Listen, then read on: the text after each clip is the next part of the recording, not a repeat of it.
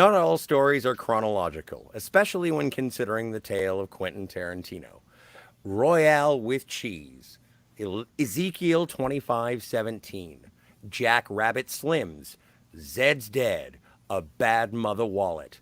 I do not try to employ hyperbole whenever tonight, but however, tonight's film is iconic. From poster to soundtrack to quotables. If you haven't seen it, you have heard of it. Tonight, we are, of course, discussing 1994's Pulp Fiction. The Fantasmagorium proudly presents Bullets, Blades, and Babes. Got it right this time. Yeah. I am Scotty R37. Catherine is on Brain Detail, and Steve is just like a Fonzie. How are you, Cat?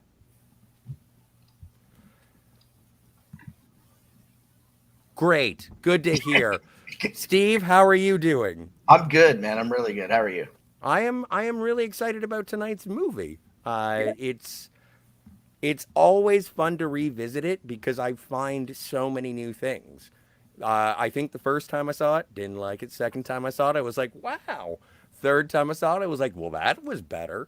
And so it's just so fascinating to revisit. You didn't care for it on the first viewing? Not really. I kind of thought it was hype. Oh, I see. Yeah. I saw it in the theater. I thought it was amazing.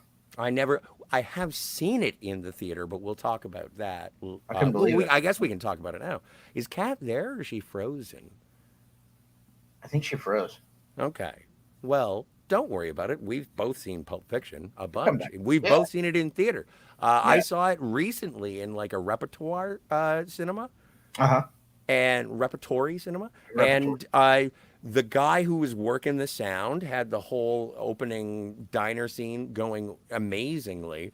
And then when it punched into Misrulu, he just cranked it. And you've been a DJ. Yeah. And it's just like the sound, the punch of the movie was so good. Yeah. And I think if you ask 9 out of 10 people would say that this is their favorite Quentin Tarantino movie. I doubt that most people, just regular moviegoers, have seen all of his movies. But I think probably 9 out of 10 would say that this is the one that they remember the most and probably liked the most. And say, name me a Quentin Tarantino movie. Pulp Fiction is probably the one that comes up the most. Yeah, for sure. Yeah. Absolutely. And it is the one, like, in terms would you say it was your favorite Quentin Tarantino movie? Of all time? I don't know. It's a very difficult, because Pulp Fiction, and I would be remiss if I said that I wish Kat were here. But but Pulp Fiction changed a genre of film. Like, it kind of sort of defined 90s crime kitsch. Yeah, okay. Yeah, I get you. Like, it was pop culture reference, like, and pop culture references had been around for a while, but it was a wax museum with a pulse. It was itself what, like, I don't want to say it was lampshading its own references, but people, and we've discussed this on the show before, is, Quentin Tarantino rips things off, or does he homage them? It's up to you. Like, do you feel absolutely. It's whether or not you like Quentin Tarantino. Yeah, right. I wouldn't say that this is my favorite film of his, but it's definitely up there. It's in the top, 5 for sure. Hey, Kat, I think you're back now. Yeah, I think I'd do a system reboot. We can hear you too, so that's a good thing. There you go. Fantastic. So, Kat, have you ever seen Pulp Fiction in the theater? No. It's such a trip. It's so interesting to be drawn into it. How did you feel about your most recent viewing, and when did you see it last? I probably saw it last maybe around 2004, and they put out like a special edition DVD that I got, and this time it was a lot better than I remembered it. I remember originally not caring much for the middle storyline, which it's still kind of so-so, but and I still think the movie needs a lot more Jules. I think he's miles more interesting than Vincent Vega. Yeah, I agree. But yeah, I liked it better this time. Much better this time around. I can't say anything right off the hop, but I do want to discuss your opinion on more Jules. I want to save it to the end because I want to talk about the whole movie. You haven't seen it since 2004. Steve saw it about 5 years ago. Mhm. I watch it, I would say, annually. Well, I also watched it right before the show as well. The first No, time. I know. And for people who were not in the backstages, it was amazing to hear the end titles or the end song. What's the name of the end song? I forget. It's a surf song. It's the final song in Pulp Fiction, and it's just like, okay, we're about to do a show, and to hear Yeah. that surf music, just be like, all right, let's Right go. into our surf music. More jewels is what I want. But yeah, I think it's I think it's a really revisitable movie. It's something that I think that the more you check it out, and also as I was watching it last night, a friend of mine said, "What you doing?" And I was like, "Watching Pulp Fiction." And it's like, "Stop watching Pulp Fiction." And it's like I don't do it weekly, Right. so I just like it. I like it a lot.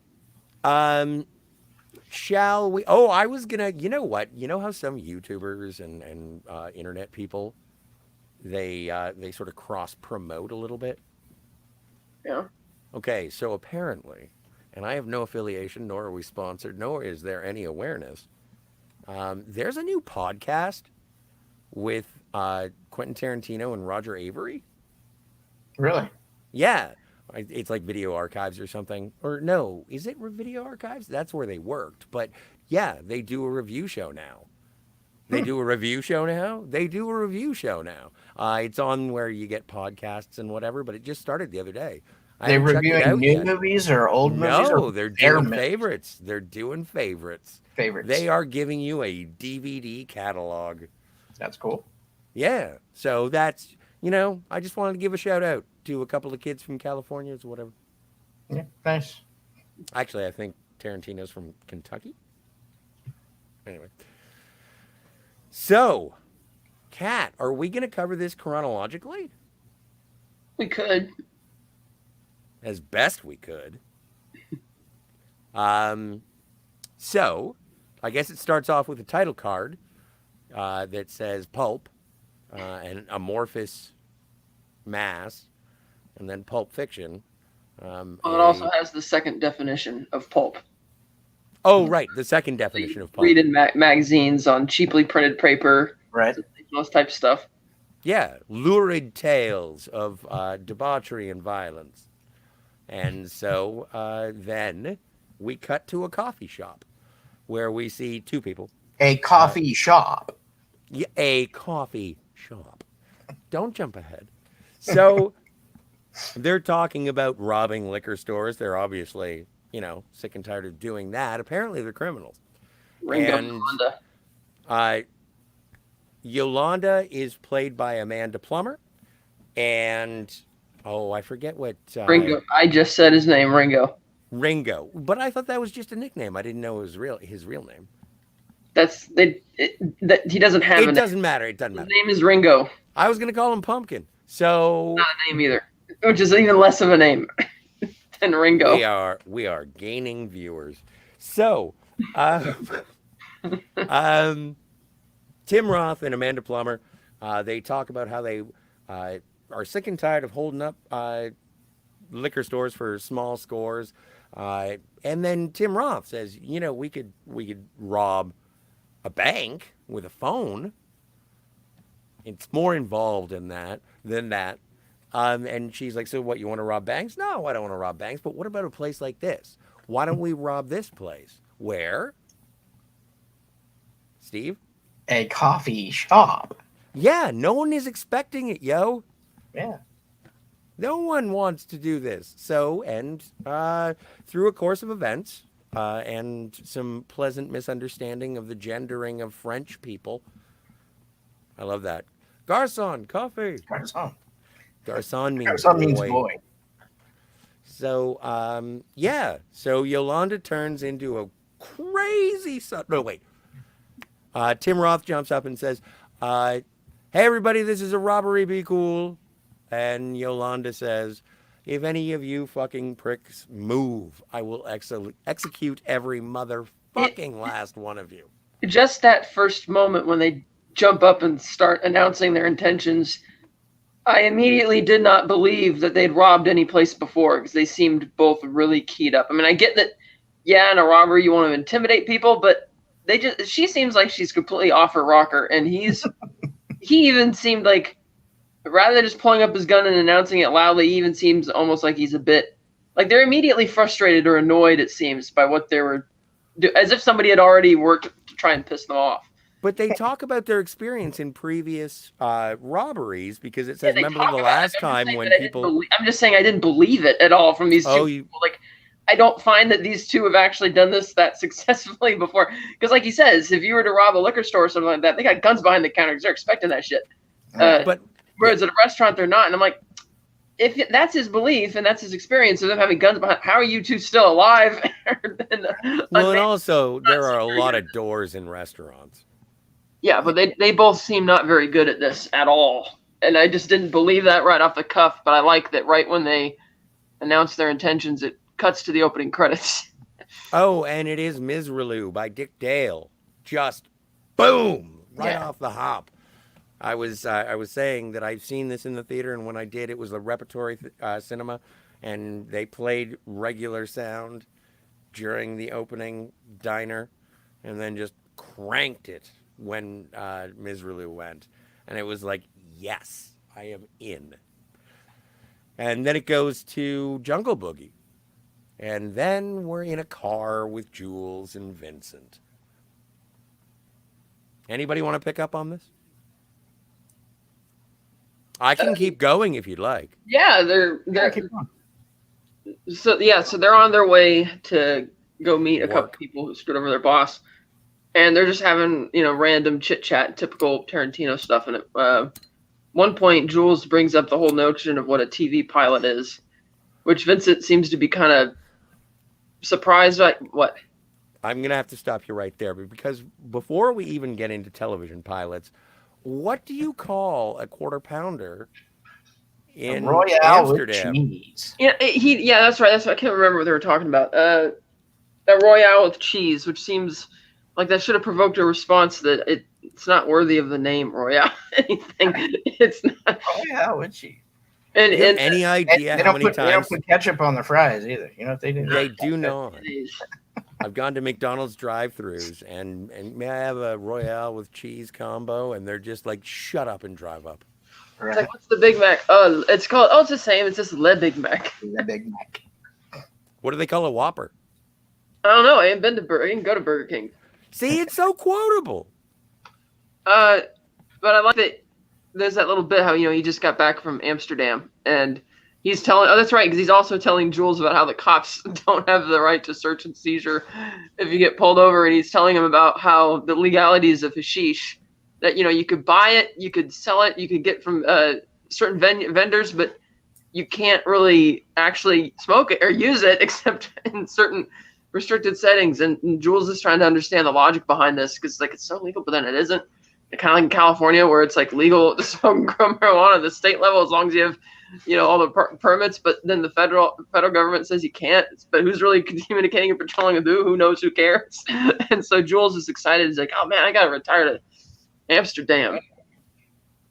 And they get to work, and we get a classic Tarantino trunk shot, and Jules just says right off the hop, we need shotguns for this.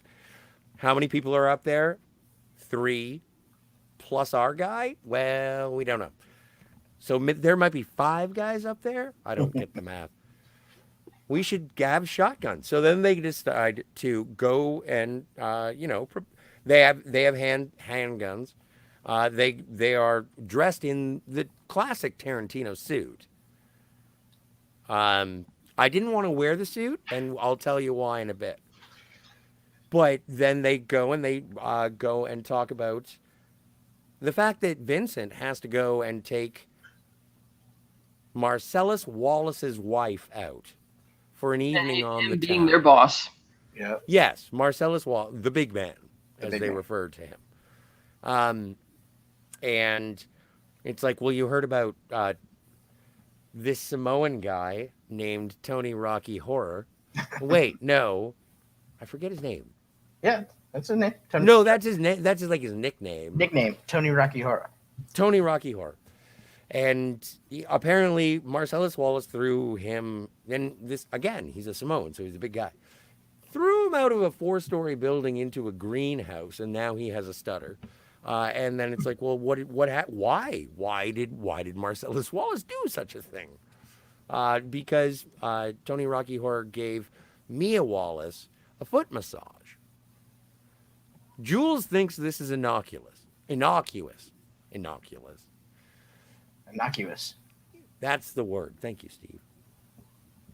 And Vince sort of pushes back and says, how many foot massages? How many foot massages has he given to a man? At which point, it became obvious to everyone in the 1990s that men who are interested in women do not give foot massages to other men. Well, he went on about it for quite a while, about the different levels of finesse and saying that it's in the same ballpark as if he had slept with her. And Jules is like, that's not even on the same base. He's like, I didn't say the same base. This is the same ballpark. He's like, no, it ain't. He's like, I give my mom foot massages all the time. It's no big deal. And that's when he hits him with because Jules keeps pushing back, saying it seems a bit excessive. Marcellus to have thrown him out the window over this. He even asked him, what do you do? Oh, you gave her a foot massage. And what else? Oh, nothing else. And so it's when he finally mentions that, oh, well, would you give a man a foot rub? That's when Jules gets really angry about it. He's like, fuck you. And yeah, he's just done with it. And it's like, see? And then they get close to the door and they make a point of stopping. He's like, wait, we got to get into character first. And then they walk back and start like keying up for going. And they stand in front of the door itself, number 416, for quite a while. And I thought for a minute that because it was 416, oh, we're on the 4th floor. Is there going to be a type of reenactment of throwing a guy out a window? Maybe. So they go inside and they see there's this one kid, Martin, who's just backs up against the wall. He doesn't want no trouble. You have this other guy, white guy, just lying on the couch, just kind of chilling, doing nothing. And then you have Bobby sitting in the chair in the middle of the room with a burger and a drink. And Jules is there. And they're talking, and it's obvious that Bobby knows why they're there, but it seems like the guy on the couch might not. Because the guy sitting on the chair eating the burger, he's immediately scared. Like, he knows that they're in deep shit. Vincent, meanwhile, just walks into the kitchen to start smoking a cigarette. And that's where things start going off the rails. And, well, and I think that they all sort of know, because Flock of Seagulls on the couch. He tries to get up. Well, Jules calls him that. And Flock of seagulls. The guy, Marvin, we don't know his name is Marvin yet, but everyone will recognize him in 2020 hindsight as being Phil Lamar. And then in the center square is Frank Whaley. Yep. From Swimming with Sharks and Opportunity Knocks? No. Career Opportunities. Opportunities. But yeah, and a bunch of other things. I think he was in Broken Arrow as well. A bunch of stuff. A couple episodes of Gotham.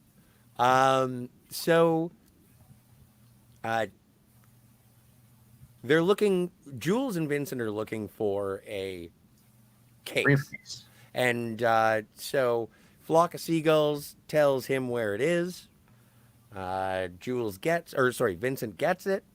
Opens it up to the glowing of amber, I would say.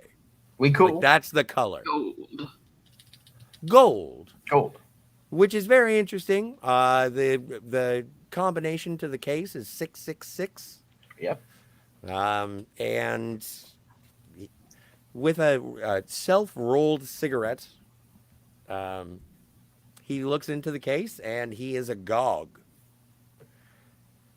We are never told what is in this case. At all. What do you think is in this case? Well, considering that Ringo is able to figure out, like, immediately when he looks at it, he's like, is that what I think it is? And Jules is like, yeah, at the end of the movie. And since Ringo doesn't strike me as that smart of a guy, then it can't be, I don't think it's something that deep. I mean, everybody's favorite theory is that it's the soul of Marcellus Wallace. Yeah. Maybe. But I don't know why Ringo would recognize that as a soul right off the bat. And that's just totally normal. I don't know. But Divinity I'll or discuss that something. later. But anyway, Jules walks up to Bobby and he's like, hey, what's Marcellus? He asks him, like, what's he doing? He keeps saying the word what over and over again, pissing off. He's like, what country are you from? He says white. Or he says what? What? What do you mean what? Is that, what's not a country? Is that a country? He's like, no, what do you speak? English? He's like, no, English, motherfucker. Do you They speak it? do they speak English and what? Yeah, that's a great little back and forth. And he's like, what does Marcellus Wallace look like? What? Say what again? Pulling the gun out. I'm like, this is great. And he finally says, he's black, he's bald. He's like, really? Does Marcellus Wallace look like a bitch? And he's like, no, why? He's like, well, what made you think that you could come over? And he shoots him in the gun. Like a bitch. Now, at this point, he's already put a bullet or two into a flock of seagulls, right? Oh Yeah. yeah, Flock of Seagulls is dead. Yeah. He even yelled at Martin for telling him where the briefcase was. He's like, I didn't ask you. And he'd already asked permission to eat a bit of the guy's burger and drink from his Sprite because he's like, where's that from? It's like, oh, it's from Kahuna Burger, or Kahuna Burger. Kahuna Burger. It's just kind of racketing up the tension. And even after he shot him, he's still able to talk. He's like, what made you think you could screw him over? Oh, it's not what it's like. Can I have a bite of your tasty burger? Yeah. And we're never Drinks told the rest exactly of what. his Sprite. We're never told why these guys have the briefcase or what exactly they did to screw over Marcellus. They just have it, and so Jules decides that it's time to get biblical on this guy's ass, and so he starts quoting Ezekiel 25:17, talking about walking the path of the righteous man and all that. And as he does it, you notice that he's starting to like walk backwards until he's up back against the wall, and then he Well, it's finally, really, really cool because in the Yeah. thing, like I really want to give credit to the performances and not just go chronologically. I want to sort of interspice, but like seeing Travolta, and it's something that I had heard about, but I hadn't actually seen. As soon as Jules goes into Ezekiel, Travolta's like, all right, well, looks like we're going to kill somebody. Yeah. And you can see him unbutton his jacket, take the gun out. Get like, ready. He's ready. He's like, okay, it's showtime. yeah, and he shoots him dead. Well, yes. And then we cut to black, and it's like, oh, that's really cool. And I'm thinking, if that's how this whole movie's gonna go, fantastic. Like one really tense scene racking up. Now this one does this racking up, and then we cut to the bar where Marcellus is talking with Butch. With Let's Stay Together playing over the restaurant. Yes, and he talks a deal with him, and basically Marcellus wants Butch, the prize fighter, to throw a match in the 5th round. And he's talking to him, when you're in the boxing ring, this little voice is going to come in your head. This pride's going to sneak up on you and tell you not to, but you tell that bitch to fuck off. You're just going to keep, go through it. And he gives Butch this big fat wad of cash. And Marcellus is like, I need to hear you say it, Butch. And he's like, prize. He's like, oh, it's nothing, sir. I got this. And I'm thinking, I could tell from the way he's saying that he's lying. But Marcellus wasn't that smart. And so, well, he says he's being bribed to throw a boxing match. Yeah. And in the 5th round, his ass goes down. That's what Marcellus Wallace says, makes Butch say it before he can accept the money.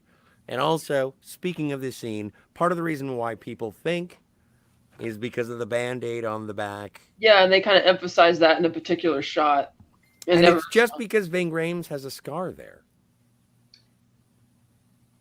Yeah, but he doesn't need a Band-Aid on it around the clock, though. So, I mean... No, I know, but it's interesting. As opposed to looking at a scar, it's something like, why is that Band-Aid there? Yeah, and then we notice... Like Nelly. Why does Nelly wear a Band-Aid on his? Yeah, we noticed... because his soul was in the briefcase. That's from right. Pulp Fiction. And we noticed Jules and Vincent in the back walking up to the bar, and they're in like there's these really bad sucky street clothes, and the bartender's talking to the Vince, asking what he's up to, and he's like, I don't know, like why are you fucking asking me? And I was like, I don't want to fucking know. It's like, if you're not interested, he's like, hey man, I don't want to know about it. He's like, I'm just because that's something else that he talked to Jules about. How he's supposed to take Mia out on a date, and he keeps being very insistent that it's not a date. And he tells the bartender the same thing. Look, it's not a date. And he's just like, well, then why'd you ask if you don't want to know anything about it? And Marcellus sees him. He's like, get over here. And him and Butch, Vincent and Butch have a very brief kind of hello thing at the bar, which is like, okay, because they're going to see each other later. And this was the thing that really, really struck me this time that I watched it, because every time I watch Pulp Fiction, I pay more and more attention to the gold watch. But when Butch and Vincent meet, and Vincent is so unnecessarily aggressive, and the look and the way that they pay attention to Butch, and it's like, how does Butch is like, you can see Bruce Willis's performance in this film is brilliant. And you can see in his face that he's like, this guy knows my business. And and again, every time I watch this movie, gold watch, but that was the moment. And I was like, all right, yeah, no, I can understand. And then to see Vincent walk over to Marcellus Wallace and then hug him like they're all dude bros. And then he's like, okay, so fuck both of these guys. It's not that he was lying when he took the money. It's that when, Vincent Vega started whipping his dick out, that Butch was like, fuck this. Are you serious? Yeah. I'm supposed to be a fucking part of the club now. I'm doing this for you so that everyone makes money. I love that palooka. Butch is my dude in this movie. Yeah, so then he goes to talk to Marcellus. Well, and then we get to Vincent going to buy drugs. Yeah. He goes to, what's the guy's name? Lance. Played by Eric Stoltz. Eric Stoltz. My favorite characters in this movie. His wife is played by Rosanna Arquette. Correct. And I don't remember Jody's name. No, it's Trudy and Jody. I forget which one is Irish. So, but he goes over. The one with all the shit in her face? That's my wife. Rosanna's Jody. Okay, my mistake. I apologize for Trudy. So, anyway, he goes and he buys some Madman heroin, and he shoots up in his dealer's house. And it's an excellent scene of making, again, something that the title card really, like, accentuates. Lurid acts. And made so casually. Yeah. It's like, can I shoot up in your living room? And he's like, mi casa, su casa, as he's counting money. And it's like, all right, this is going to be commonplace. Well, I guess we just, killed a guy. Took a bribe. Yeah, well, let's do heroin. So Vincent is on his way to Mia's house. And he's on H. Uh-huh. He is tripping balls. On the H train. And so he goes in and opens the door. Son of a Preacher Man is playing. Mia Wallace is over the microphone. We still haven't seen Uma Thurman. But confused Travolta meme. Mm-hmm. As he is being instructed to get to the intercom. And he gets himself a drink, bourbon. And Mia Wallace does some cocaine. And then comes downstairs. And the only introduction that we get from her up until this point are the bottom of her bare feet. So, ladies and gentlemen, we do have a Quentin Tarantino foot fetish shot. Thank you so much for playing Uma Thurman. Here is when we pull into Jack Rabbit Slims. Kat, can you tell me about Jack Rabbit Slims? So it's like a 50s era type diner, except you got Coupe de Villes and other Chevys to like sit in. Like they open the doors and sit them in as your chairs, or you have little corner booths, and you have the waiters walking around dressed like either James Dean or Marilyn Monroe. And at one point, Travolta mentions Jane Mansfield because it's like, oh, she must have the night off tonight. And Mia Wallace doesn't seem to know the difference between Marilyn Monroe and Jane Fiennes, which she tells her. Because she's kind of like, okay, here they order burger and fries or have something to eat. They're talking, and he tells her the story about Tony and what happened to Tony and why Tony got thrown off the building. And that's why he's kind of being a bit squirrely and distant with her. And she's like, can you actually believe that? And he's like, hey, that's what I was told. He's like, what, do you believe it, though? And he says, well, it seemed kind of believable at the time. She's like, don't you think that's a bit excessive? And he's like, well, I don't know. That's because it might be excessive doesn't mean it isn't true. And she's like, the only thing that's true is that Tony shook my hand on my wedding day. And that's it. And she's like, geez, you guys getting together, it's like worse than sewing circles because of all the gossip. And so whatever, she's like, yeah, whatever it is, it ain't that. And so at one point, I guess the owner of the restaurant, whatever, gets up and he on the dance floor, which they have there, and asks, everybody, we're going to have a dance off, dance numbers or whatever. And Mia raises her hand to volunteer immediately, and he's all terrified of this because he doesn't want to be he still believes in the foot the foot massage story, and so Vincent doesn't really want to do this, but she coaxes him up on the stage anyway. They take their shoes off, he sets down his cigarette, and they do the famous dance number.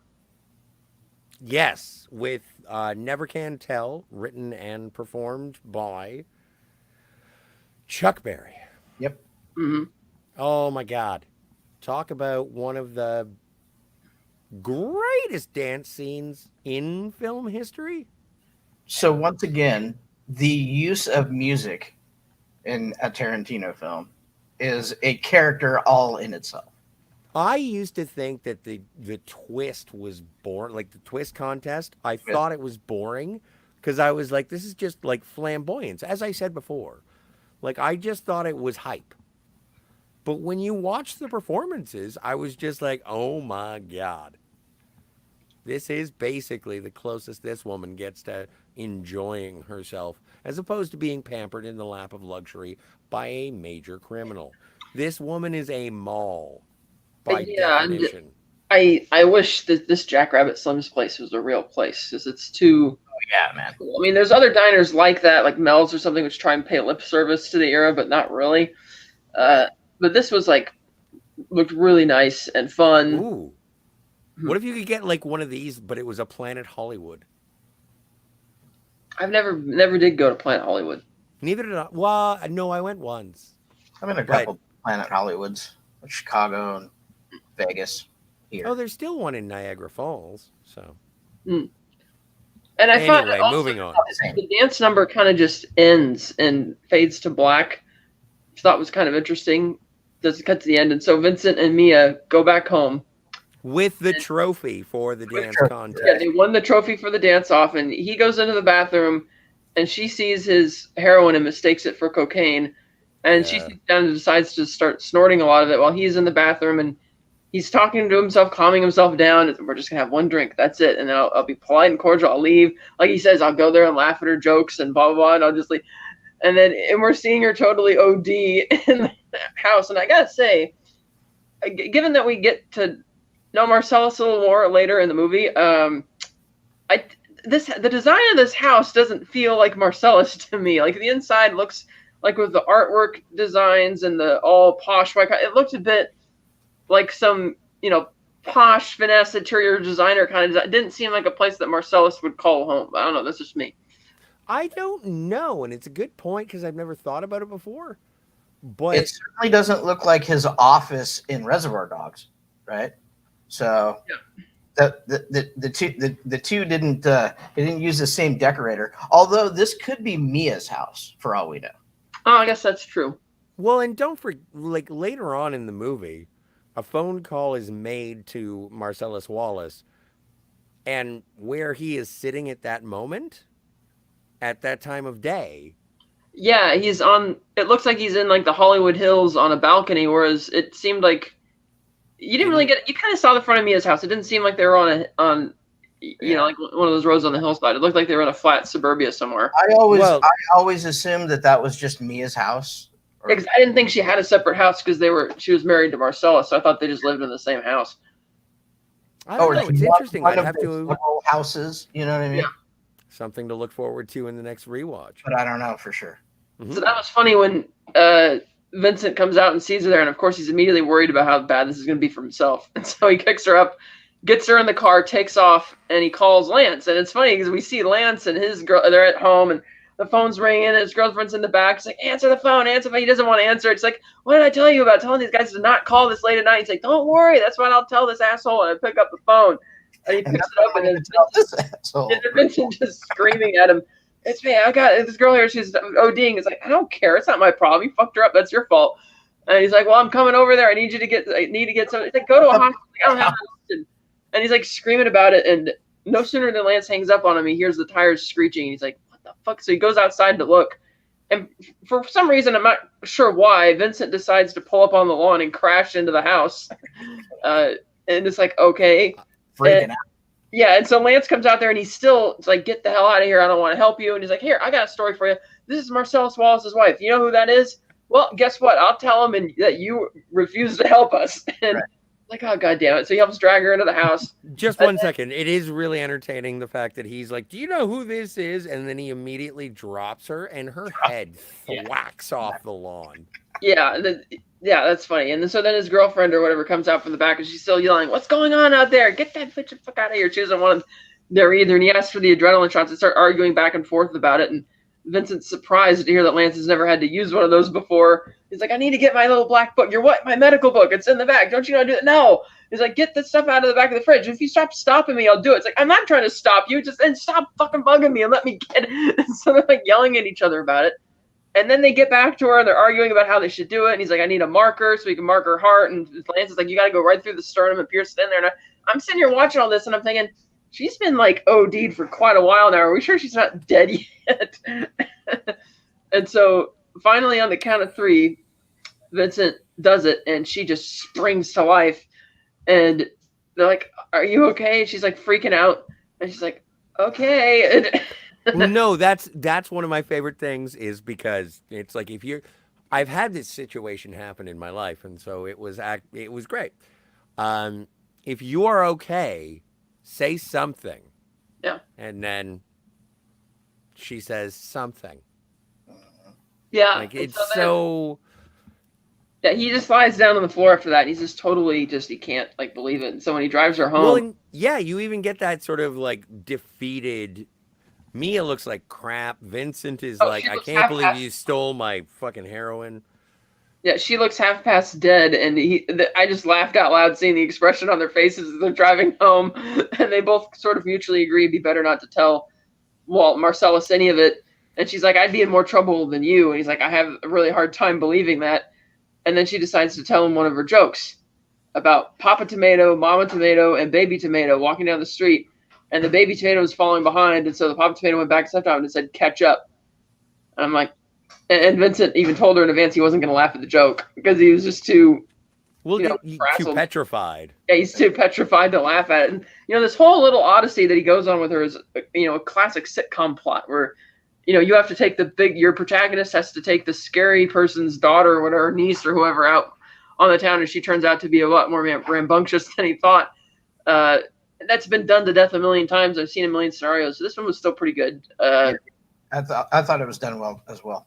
Yeah, and that was the Mia Wallace storyline. At which point we jump back to Butch, except he's now a child. This is what would chronologically be the first scene. Well, there is a title card that says The Gold Watch. Yes, and we have Butch there as a little kid. He's watching cartoons on TV. His mom tells him to turn it off. Clutch Cargo. Yes, and you see the Captain Coons come in. And she's like, remember, honey, how I told you that your daddy died in the war in the prison POW camp? Well, here's the man that was with him. He has something very special to tell you. And so he politely turns off the TV, comes over to listen to what this guy has to say, and it's Christopher Walken going into another monologue, a la, kind of like in True Romance, except this time he gets to be the one monologuing about how he and his dad were in the POW camp in Hanoi and how they had this gold watch and how he smuggled it out. Telling about how great and that's So just to make a long story short, ladies and gentlemen, all the people in the chat, please don't forget to like and subscribe. Hit the bell if you haven't already. But here's the deal. So Butch Coolidge's great-grandfather was in the First World War. He bought a watch in Louisville, Kentucky. And he took it to World War I. And he got home great. And then when he got home, put it in a coffee can. That was his war watch. Bingo. So then there was another conflict. This time they called it World War II. And your grandfather went over. He wasn't so lucky. He died, and not knowing his infant son, he enlisted the help of a naval, like a sailor, I'm sorry, I'm not going to do it verbatim, a man named Wanaki. Private Doughboy. And he kept his promise and brought the watch home, although your grandfather did not survive. But when your father and I were in Vietnam, he was shot down over Hanoi, and we were captured. And says Captain, is it Captain Kuntz? Yes. I think it's Captain. And so they spent 5 years together in a POW camp, and he had this watch, and he knew he couldn't let your birthright go. There's some racial slurs, yes, that I cannot say on the YouTubes, but it's great. Just the dialogue in this movie all over the place is great. It's just turn a phrase, yo. It's so good. Yeah. It's poetry and vulgarity, and it's amazing. It depicts exactly what you intend at a moment's notice. Brevity, I would call it. Anyway, instead of letting the prison guards, get the watch. Yeah. He hit it in the only place he knew where. Up his ass. So, I give this watch in the scene. I give this watch to you. It is your father's watch. I wore this uncomfortable hunk of metal up my ass. 2 years. Yeah. Oh my God. He gave me the watch. It is if you haven't even seen the movie, just the Christopher Walken Pulp Fiction on YouTube, just watch that. And then, it pretty much anything can happen. So that is Ring of. Oh, sorry, Steve. Yeah. Once he presents the watch, bandless, right? Bandless watch to Butch, and then ring the ringside bell at the boxing match wakes Butchie up out of his little daydream there. Yeah, and he's ready for a fight. He's in full fight robes. And he's like, oh, thump, thump, thump, thump, thump. And he's ready to go. Flash forward several minutes. I forget it. I think there's actually a title card that says 17 minutes later or something like that. And it's, oh my God, I can't believe it. That man just punched his way out of the ring. He's dead.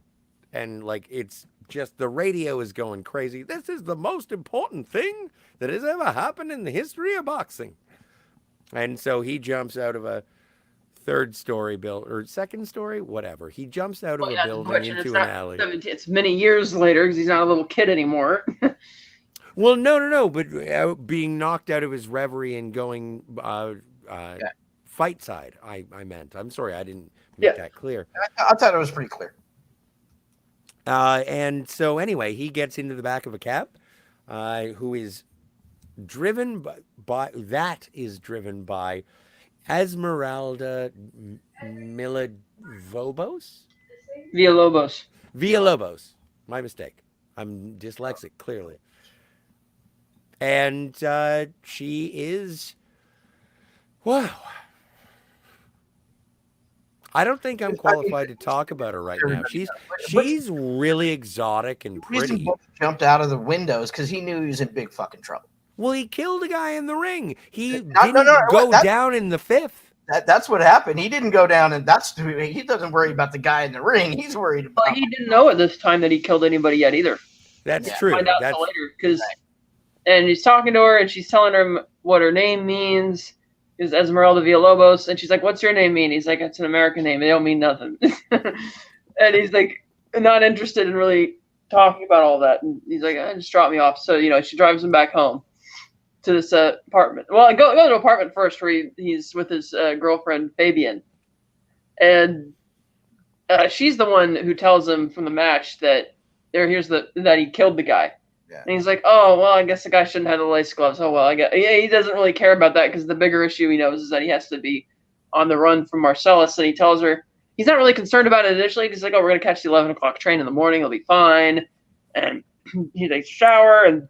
Well, no, wait. And this is completely and totally my narcissism. But when Butch and Esmeralda Villalobos go to, they stop off at a phone booth, and Bruce Willis is talking to all the bets that he's laid with the money that he got from Marcellus, and so he's in for a lot of cash. Yeah, that's right. Bribe money on betting on himself. Yeah, and so he's got bookies all over the place. And my favorite part of the movie, and I always anticipate it, I always forget about it until I get to, I'm just like, wait a second. Right, that's when he found out he killed the guy. That's right. Well, yeah. Well, no, I think Esmeralda tells him. But then when he says to his whoever on the phone, he's like, "Yeah, Scotty, he shouldn't have even laced up his gloves." And I'm like, "Yay, I'm in Pulp Fiction." But you're not. Neither was the guy who played Scotty. Right. Yeah, so they're back at the apartment and it's in the morning and Fabian's talking about how she's going to have this big breakfast. And he's like, "Order whatever you want." And he starts kind of going through his luggage, and she had this war movie on TV. She's like, he's not really watching it. He's just too early for that kind of crap. And he starts more and more urgently digging through his suitcase looking for the watch. And he asks where it is. And she insists that it's in there. And he's like, "The one I told you was in the cupboard on the kangaroo." She's like, "Yeah, the cupboard on the kangaroo." And she seems sure of herself at first, but as he's tossing around and can't find it, and throws the suitcase against the wall. She's like, "Well, maybe I didn't." And she gets kind of freaked out by him just, totally losing it. And then he apologizes. He's like, "No, I know. I probably didn't emphasize it enough. I should emphasize the importance of the watch, dude." He's like, "It's my great-grandfather's watch and his father's before," and he's going on about it. And then, of course, he's like, "I'll be right back. I'll be back sooner than you can say blueberry pancakes." Blueberry pancakes. Well, hang on just 1 second. This is a highlight of the film for me, just for Bruce Willis's performance. When he wakes up in the morning, again to the same nightmare that he had the night before. Like, he woke up to the sounds of explosions and war, and he looks and he's like, where's the watch? Now, as an audience, we've been told how important the watch is. And we go in, and he's like, "I want that watch." And it's like, well, I get why. Yeah, sounds important. Did you get my watch? And he does. Like, he's getting ready to go on a train, and then once he finds out he has to go back to his own apartment to get the watch, like, this is Butch's war watch. Yeah. He's definitely going back for it. He doesn't want to, but He's not leaving it behind. Right. So I really like, and he does. He flips out. He throws the television. And she is justifiably terrified. No argument. But the part of the thing, and I think that I wish I didn't, you know what? No good with French names. So, de Marielos or something like that? I don't know. Someone in the chat, please tell me I'm dumb.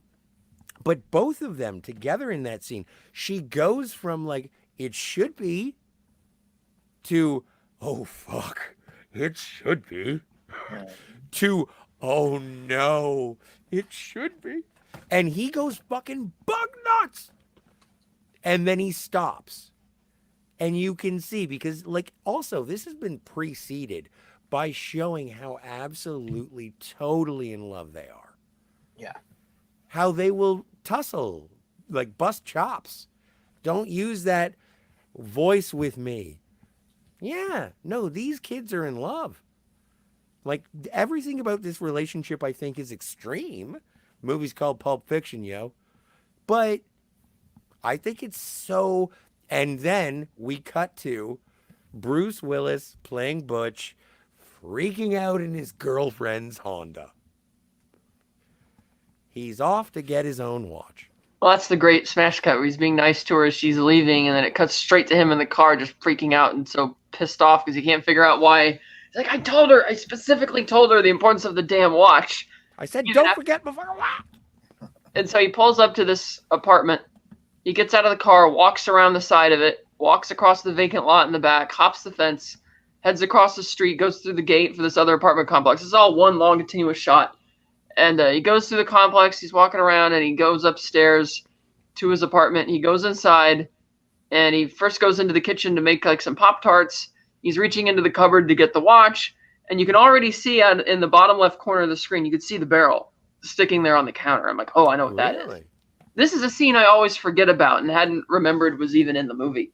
Yeah. So he suddenly looks down on it. The camera kind of tilts up a bit, and we're waiting for it until it cuts back around, and we see that it's a machine gun with a big fat silencer on it.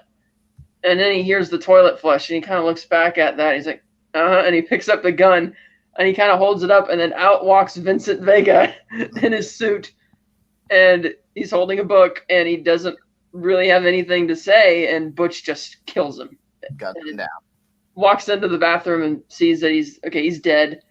The Pop-Tarts, he shoots him. Wait, hang on one second. At this moment in time, based on what we understand, Butch has seen Marcellus Wallace, who he is now on the run from. He has seen Vincent Vega hug Marcellus Wallace. Yeah, he recognizes him from the bar. Yeah, well, yeah, that's what you... And Fabian told him when he said he was going to go back for the watch, he's like, wouldn't there be gangsters there waiting for you? Yeah. And he's like, doesn't matter, I got to go back for the watch. War watch. So he was already anticipating that possibility, which is why he parked a couple blocks away. Right. And so he sees him, and they kind of looked at each other for a minute with nothing to say. And when the Pop-Tarts popped out of the toaster, that's when he shoots him. And admittedly, it's kind of bizarre that the Pop-Tarts being in there for barely not even a minute and a half, it's already finished and it's already burning, and it's like, no, and tripping the smoke on. No. It wasn't burning. Maybe like it's. Well, it was burning Butch... because there was a lot of smoke. Enough smoke. I'm not going to get into argument about Pop-Tarts. There was enough smoke coming out which the smoke alarm shouldn't have gone off. That was so stupid. Anyway, he shoots the guy. He's leaving, and he kind of just casually walks out. He head back to the car, and he's starting to drive away. And you can tell he really feels good about himself because of his dumb luck that he was able to. Because he starts playing "Flowers on the Wall" by the Statler Brothers. Well, no, because he's just really happy that he got that lucky and killed this guy. So he's driving down the road, and he barely gets to the next intersection. And for some reason, Marcellus himself is there. Walking across the street with probably donuts or a cake or something in the pink box with a coffee. And I'm thinking, okay, I get that you wanted to get this guy. I guess you were waiting in the coffee shop to receive a phone call, because it seems kind of odd that you just happened to be a couple blocks away.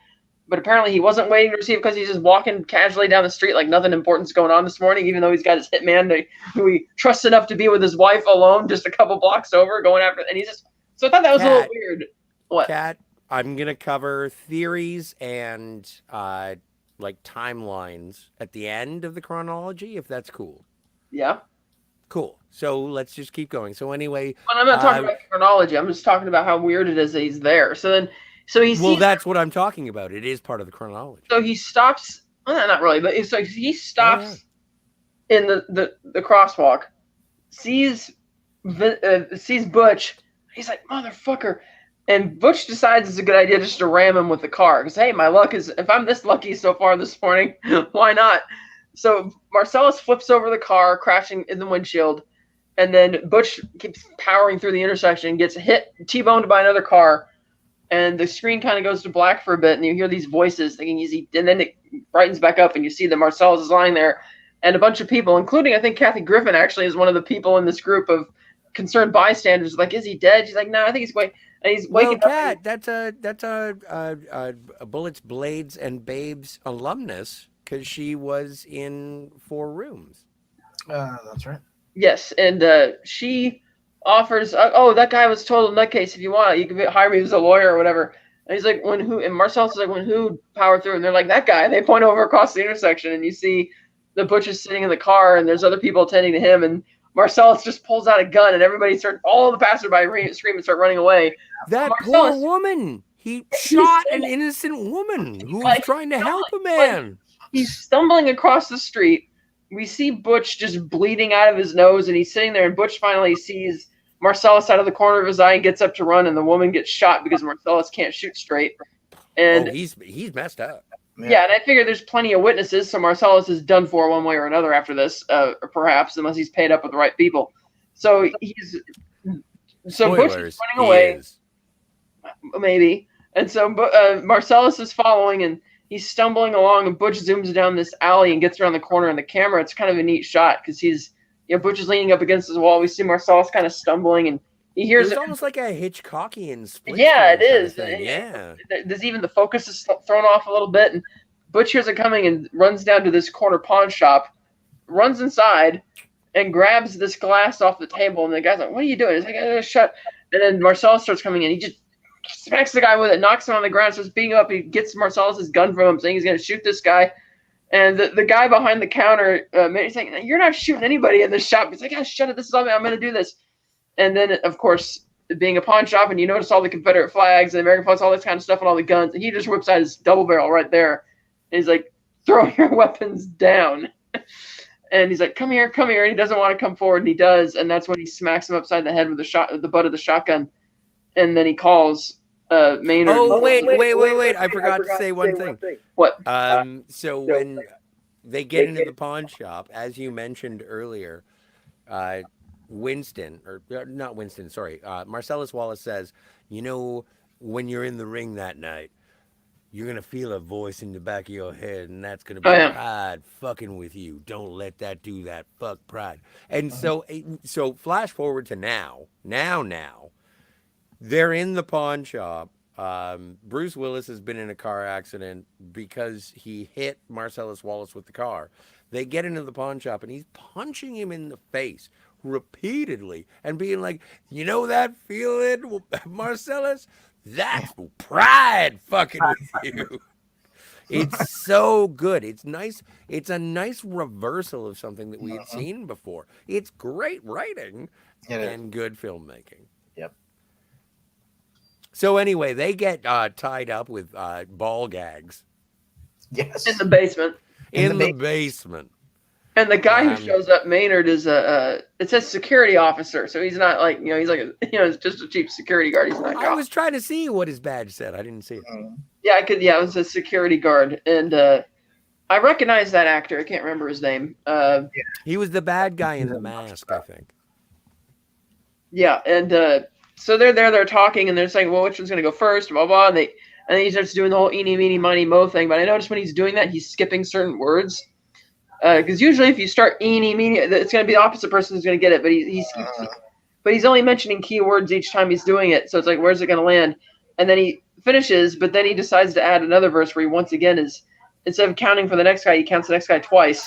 And keeps Oh going back no, and but forth. that's a regional thing because I remember like eeny meeny miny mo, and then you would and my mother said, and then I never know, and he does trail off, Yeah. but Well, it's like when he says "eeny, meeny, miny, mo, catch a tiger by," he skips the he word does "the," not say tiger. or catch it. Yeah, he does. Yeah, well, we can't say that on the YouTube channel. I know, but I just want to be honest with the audience. They know if it's a Tarantino show what he's actually saying. And Right. so He said, "Golly." yeah, and so he's given those keywords, and he Go get the gimp.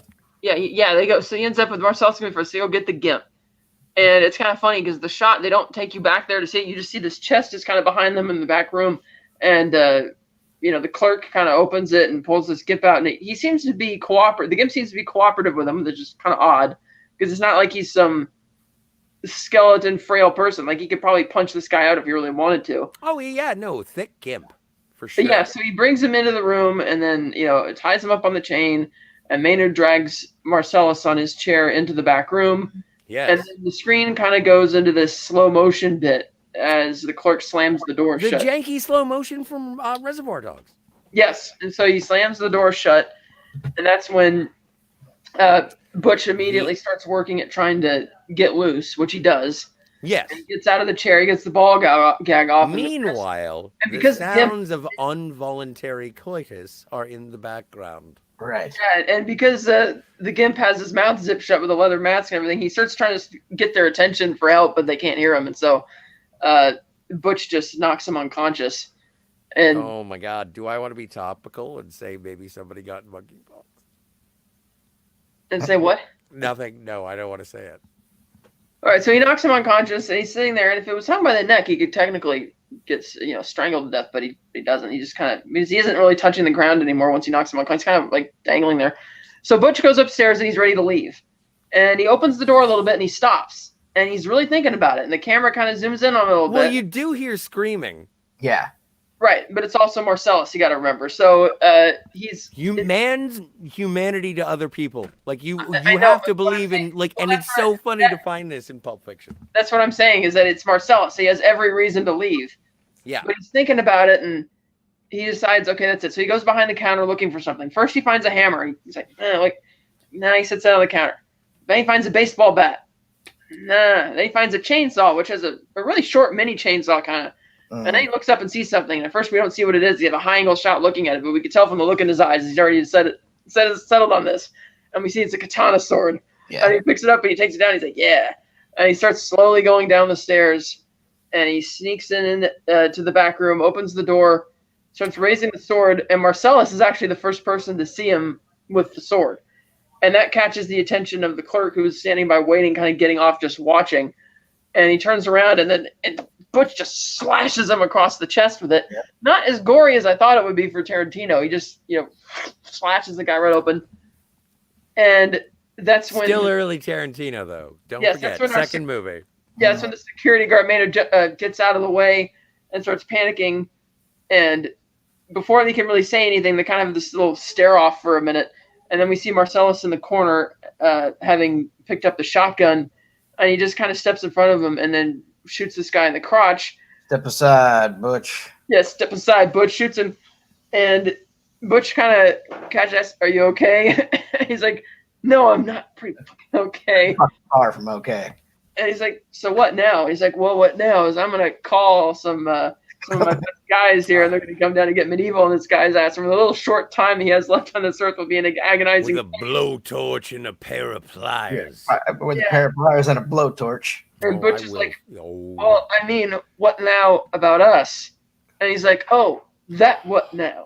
That was. Like, well, what happens now is you're going to leave L.A. tonight. You've lost your L.A. privileges. You come back, you're dead. Stay gone. You're gone. You stay gone. Got a deal? And Butch is like, okay, deal. And of course, needless to say, we never tell anybody about any of this. Right. And so, after But the unconsensual. yeah, and so after a brief hesitancy, Butch decides to take the leave, and that's the end of that storyline. Although on his way out, That's right. I forgot. That's right. He sees the keys on the motorcycle for Zed's motorcycle. That's right. The guy's name was Zed. So he goes outside and he sees the motorcycle sitting there, and he decides to take it. It's not a motorcycle, Cat. Black chopper motorcycle, same damn thing. As he can say it as via semantics. So he takes it and he rides back to the apartment, and he calls for Fabienne. He's like, "Forget the bags, get down here." And she's like, and he doesn't even think about going up there to change his shirt because he's so covered in blood. He's zipped up his shirt. Yeah, or his jacket. Pardon me. So he doesn't want. He's like, "I got the watch. Come on, we're just gonna go." And she comes downstairs and she's kind of worried. And he's like, "Oh, I'm sorry, baby." He gives her a kiss. Or he's like, "Come on." And it takes a bit of urging, but she finally gets on the bike, and they ride off. And that's the end of that storyline. What happened to Zed? Zed's dead. Zed's dead, baby. Zed's dead, baby. So then we cut back to the next storyline. The final. Go back to where we were before with when Jules shot the guys in the apartment. And this is the weird part. This is the part where it's like, how are we? What are we? How are we? Like, we are seeing, like, when I saw it for the first time, I was like, where are we in this tale? In the timeline? Yeah, there is, like, the chronology wasn't something that I was thinking about until this. Like, I thought that at this point, Travolta was out of the movie. I was, like, again, first time, hype. I don't know what's going on. First time I'm watching it, I'm taking it in, and I'm like, you just killed him. And now we're back at the previous thing? What's going on? Fucking last. It's pretty straightforward. It's just going back in time a little bit.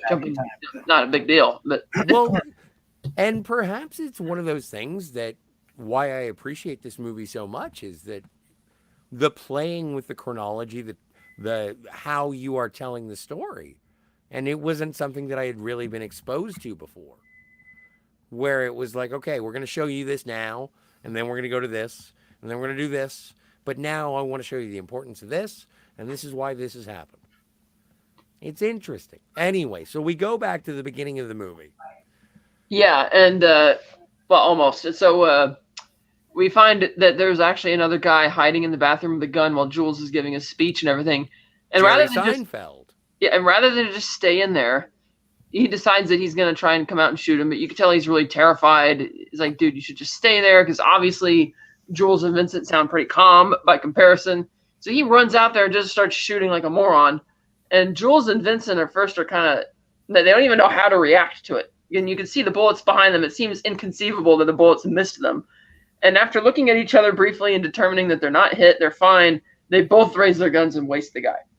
And then they're deciding to turn to leave, and and Jules kind of yells. They're going to turn to leave in a minute, but Jules is distracted by the bullet holes in the wall as Vincent's getting the briefcase and head out the door. And Vincent's like, yeah, so we got lucky, whatever. And Jules is like, nah, man, this is divine intervention. He's like, what you mean? And it's like, what you mean? Like the hand of God came down and saved? He's like, yeah. And he's like, man, I might have to retire after this. He's like, what are you talking about? And he's like, this is a sign. This means something. He's like, what do you call this? I just call it dumb luck, Jules, whatever. And he's like, would you like to talk about this in the apartment, in the car, or would you want to? It's like, would you like to continue this conversation in jail or out in the car? And yeah. So he's like, okay. So Vincent walks out the door, and then Jules turns to Martin. He's like, what? Get off the ground, Martin. We gotta get going. Yeah, get the hell. What? He's like, what? He's like, yeah, you're coming with us. Let's go. So they're in the car. They're driving down the freeway, and they start arguing about it some more. And it's getting kind of heated, and Vincent is just trying to defend his position. He doesn't really care, so he turns to Martin and asks for his opinion, and stupidly points the gun at his face over the bench seats of the car. He's like, come on, Martin, you really believe this shit? It's some divine intervention, like God came down, and then bam, he just pulls the trigger without even thinking about it. Blood everywhere, and he's like, oh shit, I just shot Marvin in the face. In the face. And then Jules is like, we're fucked. I don't have any friends here in the 818, and we can't. You better hope this car doesn't break down. We're fucked. And so he gets out his cell phone. And he's like, who are you calling? He's like, I'm calling my buddy Jimmy. He's like, Jimmy, we need some. Hey, we're screwed. He's like, oh, okay, that's fine. So we cut to Jimmy's place where Vincent and Jules are already washing up in the bathroom, and Jules takes a hand towel and starts wiping it. He's like, and Jules yells at him for it. He's like, dude, I told you to wash up first. He's like, I did. You saw me washing my hands. It's like, you got all that blood on there that's going to be inconspicuous. And they start arguing about it. And I'm thinking, we already see all the blood all over, not just in the sink. It's like around the sink and on the sides from they're dripping it everywhere, and he's more worried about the towel. And Well, no, but then from personal experience, not from blood. But I'm just saying, like, it is an interesting argument, and I think this is actually rather topical. Is that Jules says, I washed my hands, and my towel is still, the same color it was before. You washed your hands, washed. You didn't wash them, you got them wet. That's it. The towel is not use the soap and rinse. Like, I'm just saying, wash your hands. yeah, so he goes back into the room. We see that Jimmy is played by Quentin Tarantino. Yay! And he's totally cool. He's totally cool with them being there. He's making coffee. They're asking about it. He's like, "Well, I'm buying my coffee. Coffee's shit. My girl buys it. I don't give a shit." And Did you see a sign above my garage that said "Dead People Storage"? Yeah, it's like, Did you see a sign? And then Jules is like, and Jules is like, "We're not gonna store him here." He's like, "Well, that's what you're doing right now." And so Jules is like, "Don't worry, I'm gonna make a phone call. We're gonna figure out a way out of this." And Jimmy's upset because his wife's gonna come home soon, and they don't have much time. So Jimmy makes a call to Marcellus, and we see that Marcellus is again at this house, which looks to be in the Hollywood Hills. He's got his sunglasses on. He's I think it looks. And Jimmy there. Jules. Yeah, and so he's sitting there. He's like, "Yeah, Jimmy." And Jules actually gives Marcellus kind of some back talk here, like really angry. Yeah. And Jules is like, Marcellus is like, "Dude, don't worry. I got Winston's gonna take care of it."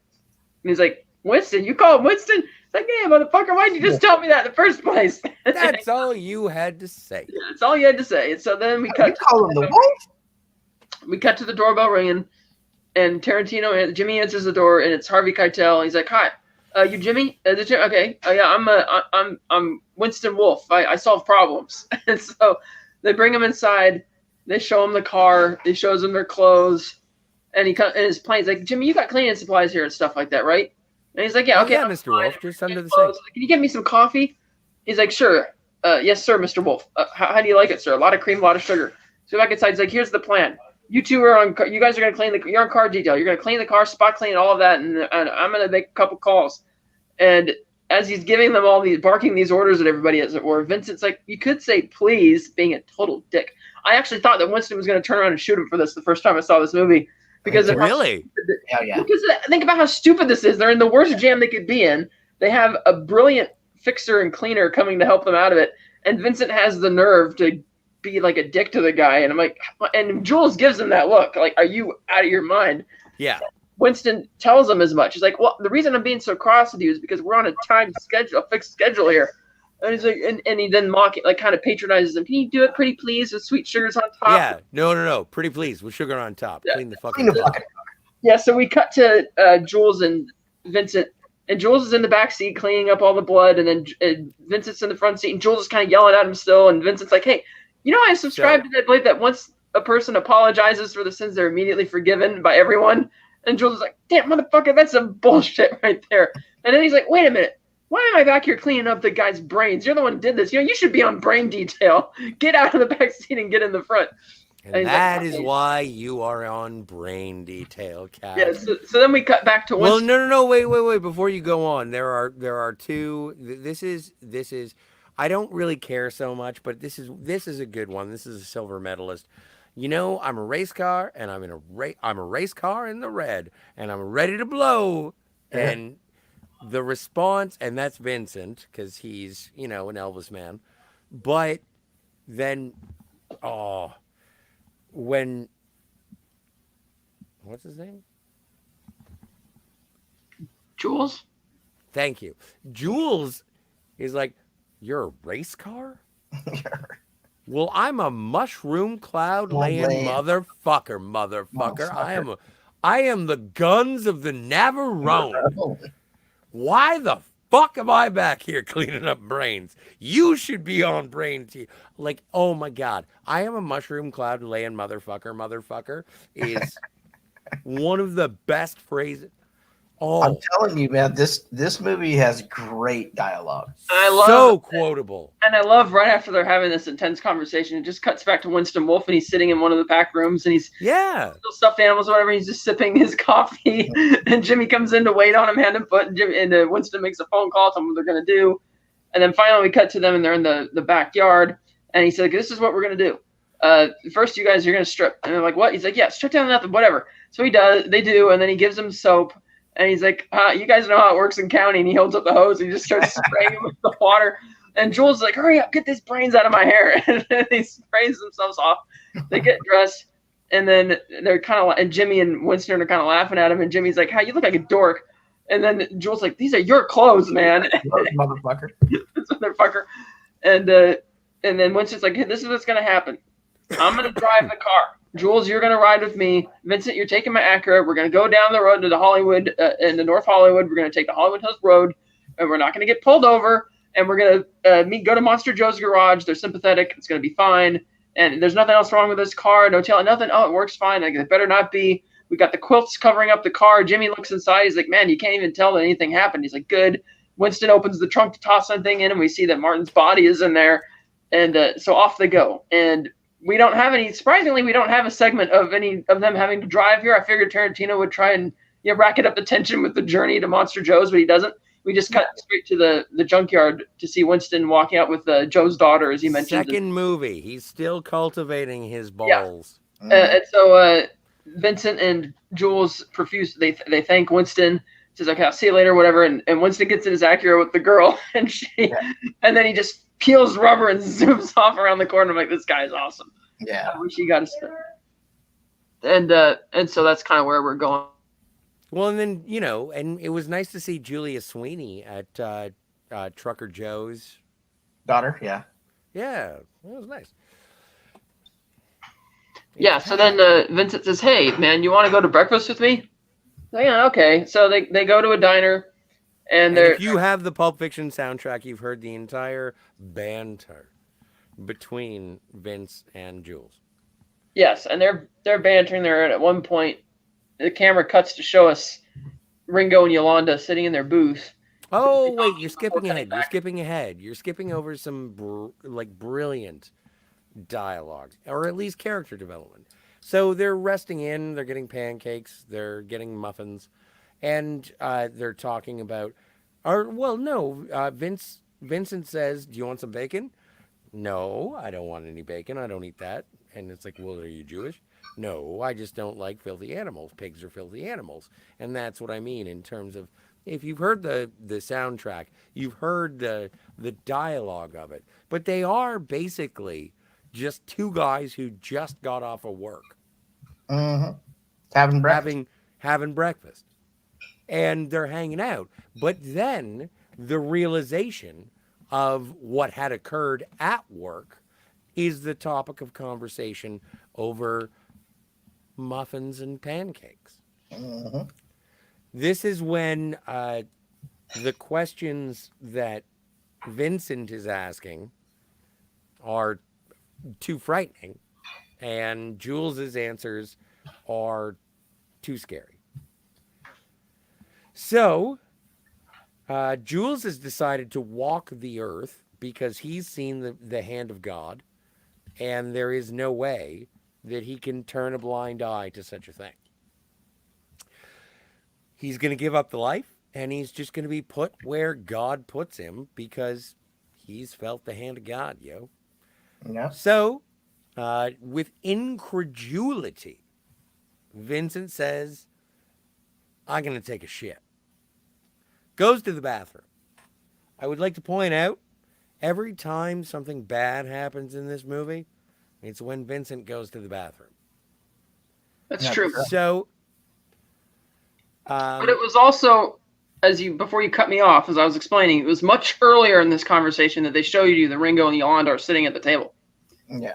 Because he's trying to play up the notion to you that the shit's about to hit the fan during that whole conversation, because they're about to jump up. And we're wondering to see what is going to happen. You are correct. It is intercut. There is a moment during the conversation where you see Yolanda and Ringo So, and it's like that, it amps up that tension. Totes. So, anyway, And then they jump up, and it's all, "Hey, honey bunny." and you know what? And it's different dialogue from the beginning, though. Like, Yeah, if a any little of bit. you motherfucker or any Yeah. of you move, I'll execute any motherfucking last one of you. And then it changes in the last scene. And I know there's an explanation out there, but I don't know what it is. I just took it as a stylistic choice. It was taken from the perspective of Jules this time, as opposed to uh, uh, Pumpkin and Honey Bunny. Honey bunny. No, But what is it here? sorry, we're just discussing Ringo taking over things. Well, yeah, that makes sense. Ringo's the leader. And so anyway, he goes He over tells and her to do crowd control. no, well, Ringo's supposed to be in charge of employees, if I remember the plan correctly. Yep, I think Yeah, so. and he tells her crowd control. Yes. But he goes over and collects Jules's wallet. And then demands the case. And Jules says, no, can't do that. And you have no idea what I've been through to get this case, which we've all seen. But we've also seen the rationale of Honey Bunny and Pumpkin Pie to rob this restaurant. So it's kind of an equality of crime, if you'll forgive my mispronunciation. So anyway, Jules opens the case, which flabbergasts Ringo. And that's when he gets the jump, pulls down Honey Bunny's, I'm going to use Ringo and Honey Bunny interchangeably, pulls down Honey Bunny's gun, puts a bigger gun in his face, and explains why he wants to be a better person. Basically, yeah. And so he gives up his money. He just wants his stuff back so he gets his bad motherfucker wallet back. Yeah. How do I know? Give me my How do I bag know out of the wallet. How do I know which one it is? It's the one that says bad motherfucker. That's right. Oh, all the time, Vincent is being such an asshole. Or being your best friend in the entire world. Like, if I was Jules and he had my back like that, and the fact that he shut up when I told him to shut up. Like, it did take Vincent a ridiculously long time to come out of there. He would have heard that immediately. Like, look at the size of John Travolta in 1994. My God, that guy could poop for 15 minutes. You got to saw him naked, being hosed. But they show him that he's finished in the bathroom and is already washing his hands when the robbery is still only barely halfway through and he still hasn't come out of the bathroom yet. Right. You know, the big question that I had this time watching was like, where did he get the book? Like, I know he's had the book the whole time, but isn't the book dirty and bloodied?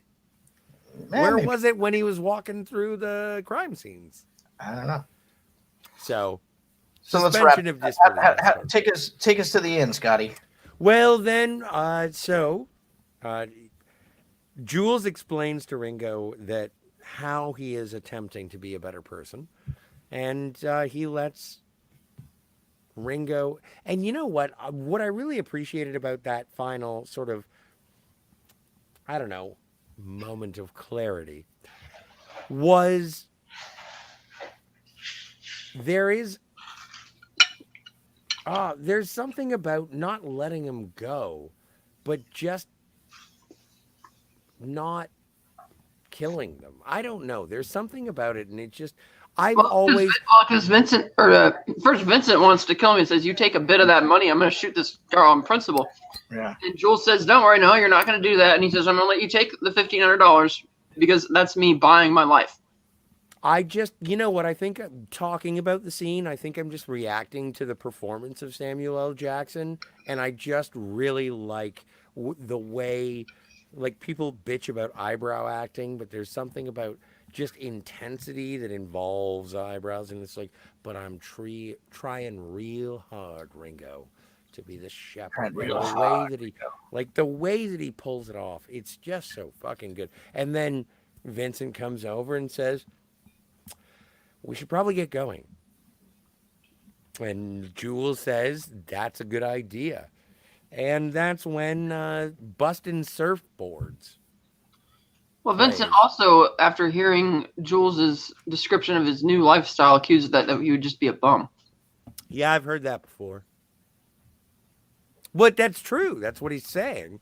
But Yeah. with, you know what? I don't want to. I don't want to Liam Neeson Jules from Pulp Fiction. But Jules from Pulp Fiction has a special set of skills. Uh, Like he could Incredible Hulk the world. He could Kung Fu. He even says, "I'm going to walk the earth like yeah, Kane from Kung Fu." That may be prophetic. maybe. So anyway, yeah, and so then that's the end. Credits. Credits. Good movie. Amazing movie, actually. Yeah, it is. I remember being in the theater watching this, and when the credits rolled, thinking, I've never seen a movie like that before, ever. I wasn't some kind of film aficionado or anything, but I'd been to a bunch of movies as a kid, and I'd just never seen anything like that. I thought it was awesome. I loved it.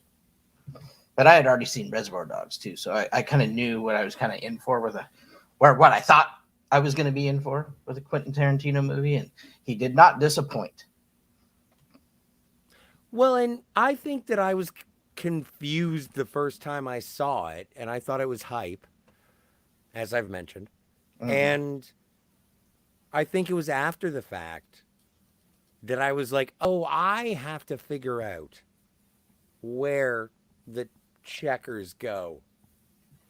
Yeah. Like, that's what makes it make sense, is that audience participation. It is very participatory. Mhm. So, Yeah. That's nonlinear storytelling, It's, well, you also have to think your audience is intelligent and Yeah. I didn't find that the nonlinear storytelling really benefited the story at all. I didn't. Well, looking backwards, no. I think it was just a stylistic choice, actually. well, Like I get that chronologically, since the story chronologically begins with Butch and ends with Butch, but Butch is only tangentially related to, what's going on with Yeah. Jules and Vincent, and it's like, okay, because each of them have their own self-contained stories. Like Vincent's story with Mia, Jules' story with Vincent, and then you have the Marcellus story with Butch, and I'm like, okay, so they're kind of passing each other up, kind of like American Graffiti, where you have multiple individual plots which keep kind of crisscrossing at various points throughout the night. Right. Except this one does it in a nonlinear fashion. But unlike that movie where they're served a purposes to breaking up the character and mixed around, this one is kind of just, here's a story, and here's a few different stories, and they happen to be related. I was like, okay, that's kind of neat. Because chronologically, as we understand it, it begins with the watch, then it goes with Jules and Vincent going to get the briefcase, telling Martin, getting cleaned up at Jimmy's, going to the diner, and then walking off to Marcellus's place at the bar, and then Vincent getting his assignment just as Butch is getting paid to throw the match. Right. And then we have Vincent going out that night with Mia while Butch is simultaneously throwing the match and running away. And then Vincent the next morning is at Butch's apartment and gets shot dead by Butch, who came back to get the watch. And then we have the stuff at the pawn shop and Butch driving away. yeah. And that's kind of the order of the story. I just felt that I thought Jules was such a much more, like, Vincent seems kind of like a regular guy, like average Joe. I think he's a more relatable character in this story, and that he's the guy who's like, he gets the assignment to take care of Mia, and he has a normal reaction. Oh, geez, I gotta be on my toes. This is gonna be bad, whatever. Whereas where Jules is kind of he's quoting Ezekiel. He's like really badass. He's kind of all this kind of stuff. but at the same time, he shares me his opinion that it seems excessive to throw a guy off a building for massaging her foot, even though he himself is in this type of business where he's just killing, like he kills the other guy on the couch. Yeah. Just to try and intimidate Bobby. Like there's no like I got the sense that the guy, I think his name is Bobby, the one sitting with the burger. I got the sense he's the guy who's Brad. He's the guy who screwed him over. I thought the other guy was just kind of there, but he knew where the case was, and they spared Martin. We don't know why they spared Martin. They just did. No. Jules and Marvin knew each other. Okay, so he spares him for that reason. But Jules just seemed like such a more interesting character. The way he's just, I'm going to retire now, or I'm doing all that. And I wish there was a story. I mean, you read accounts or you read descriptions of the plot, and they say that the final story is more from Jules's perspective because it picks up from when they're shooting the guys and then driving off. And it's like, not really. I mean, there's a couple instances where the camera cuts to him instead of Vincent, and then you get Jules to give the final soliloquy. I just liked his character a lot more because of the way they cut the story. It just seems like Vincent is the breakout, or at least the one who's more or less him and Butch seem more or less like the main protagonists of their stories, if you will. Whereas Jules seems like a supporting a better character to follow. Yeah, and same with Winston Wolfe. And as we talked about throughout this series, is Tarantino's movies have a tendency to have the supporting characters be the ones that are the most interesting. Yep. And so, sure, but like reading other accounts of it, even before I watched the movie, I didn't find, like some people would rank, like AFI nominated Jules and Vincent as villains in their 100 list. And I'm thinking, they don't strike me as villains at all. They're just, okay, they just happen to be hitmen, but they're like two regular dudes, like you said, who just got off work. They're just like, that just happens to be what they do. They're actually henchmen. Marcellus Wallace is the villain. Yeah. So I agree that the nonlinear storytelling is more of a stylistic choice. Yeah. And I guess who's the hero of the film? Who, Jules? No. The hero of the film is Butch. Butch is the hero of the film. Yeah. He's the one, like I would say, in terms of the characters that we followed, Honey Bunny and Fonzie.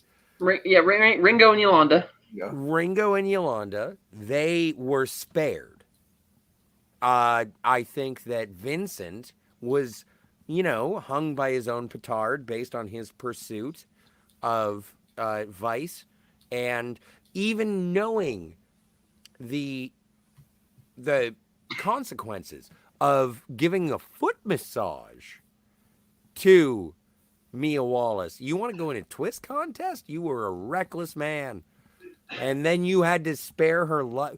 And also I think that he did care about Mia Wallace, but also, Kat, you bring up a good point that maybe he cared about her because of what she brought to him as opposed to what he felt about her. Well, what exactly makes Butch the hero? I mean, yes, he saves Marcellus, but Marcellus is also the villain. Do you save the villain? But that's the thing. You rescue everyone, even if they don't deserve it. I heard that somewhere recently. He shot Vincent. He had Vincent. Well, no. Them to get not everyone. Not everyone. I'm just saying that, there is a certain thing that, and maybe it's a dude thing. Maybe it's about being gang non-consensually, sexually incongruous. I'm not gonna say it, dude. I know. So, but I'm just saying, that's a thing where you walk out and you hear someone being tortured, and you on semantics of the word hero. No, hero, I'm just showing off my vocabulary. I think it's just if there is a hero in this film, but you go back. You go back. If you hear a man being tortured, you go back. I don't care. Oh yeah, he does. I agree. He does that. But Butch is also the guy who, for no real. I mean, Marcellus didn't do him dirty or anything. He just decided. Yes, he did. Marcellus. You put a hit on him. He put a hit on him because he betrayed Marcellus. Tarnished his entire career based on the fact that Vincent knows that Butch is a palooka, punchy. It's like he is beneath the respect of the criminal organization that he is subscribed to. But he still took the bribe and decided to go through with it. He still took. I thought that subscription got me privilege.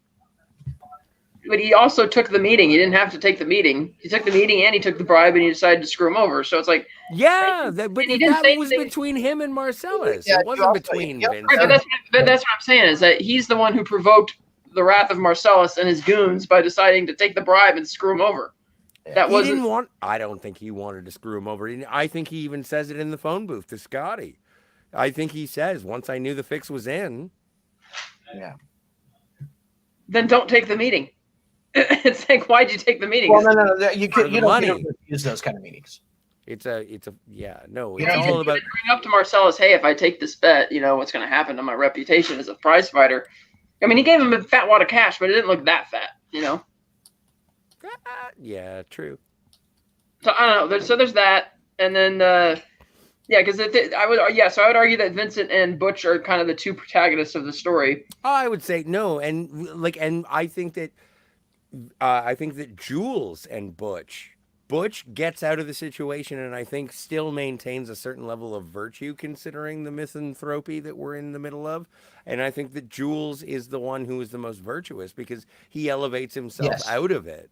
Yeah. And also, I'm not saying protagonist means you live or you're the good guy necessarily. You could be a bad protagonist. I just found that Vincent is clearly the center character throughout the whole Mia Wallace storyline, and he's the one who has the connective tissue, like with Butch. Like you said, there's a reason that they see each other, not just because they need to have recognized each other for when Vincent gets shot later, but because it's sort of Tarantino making the point, like you mentioned in the script. One is virtuous, or a bit more virtuous than the other, and the other guy is, like you said, he's going down the path of vice and destroying himself, hanging himself with his own decisions.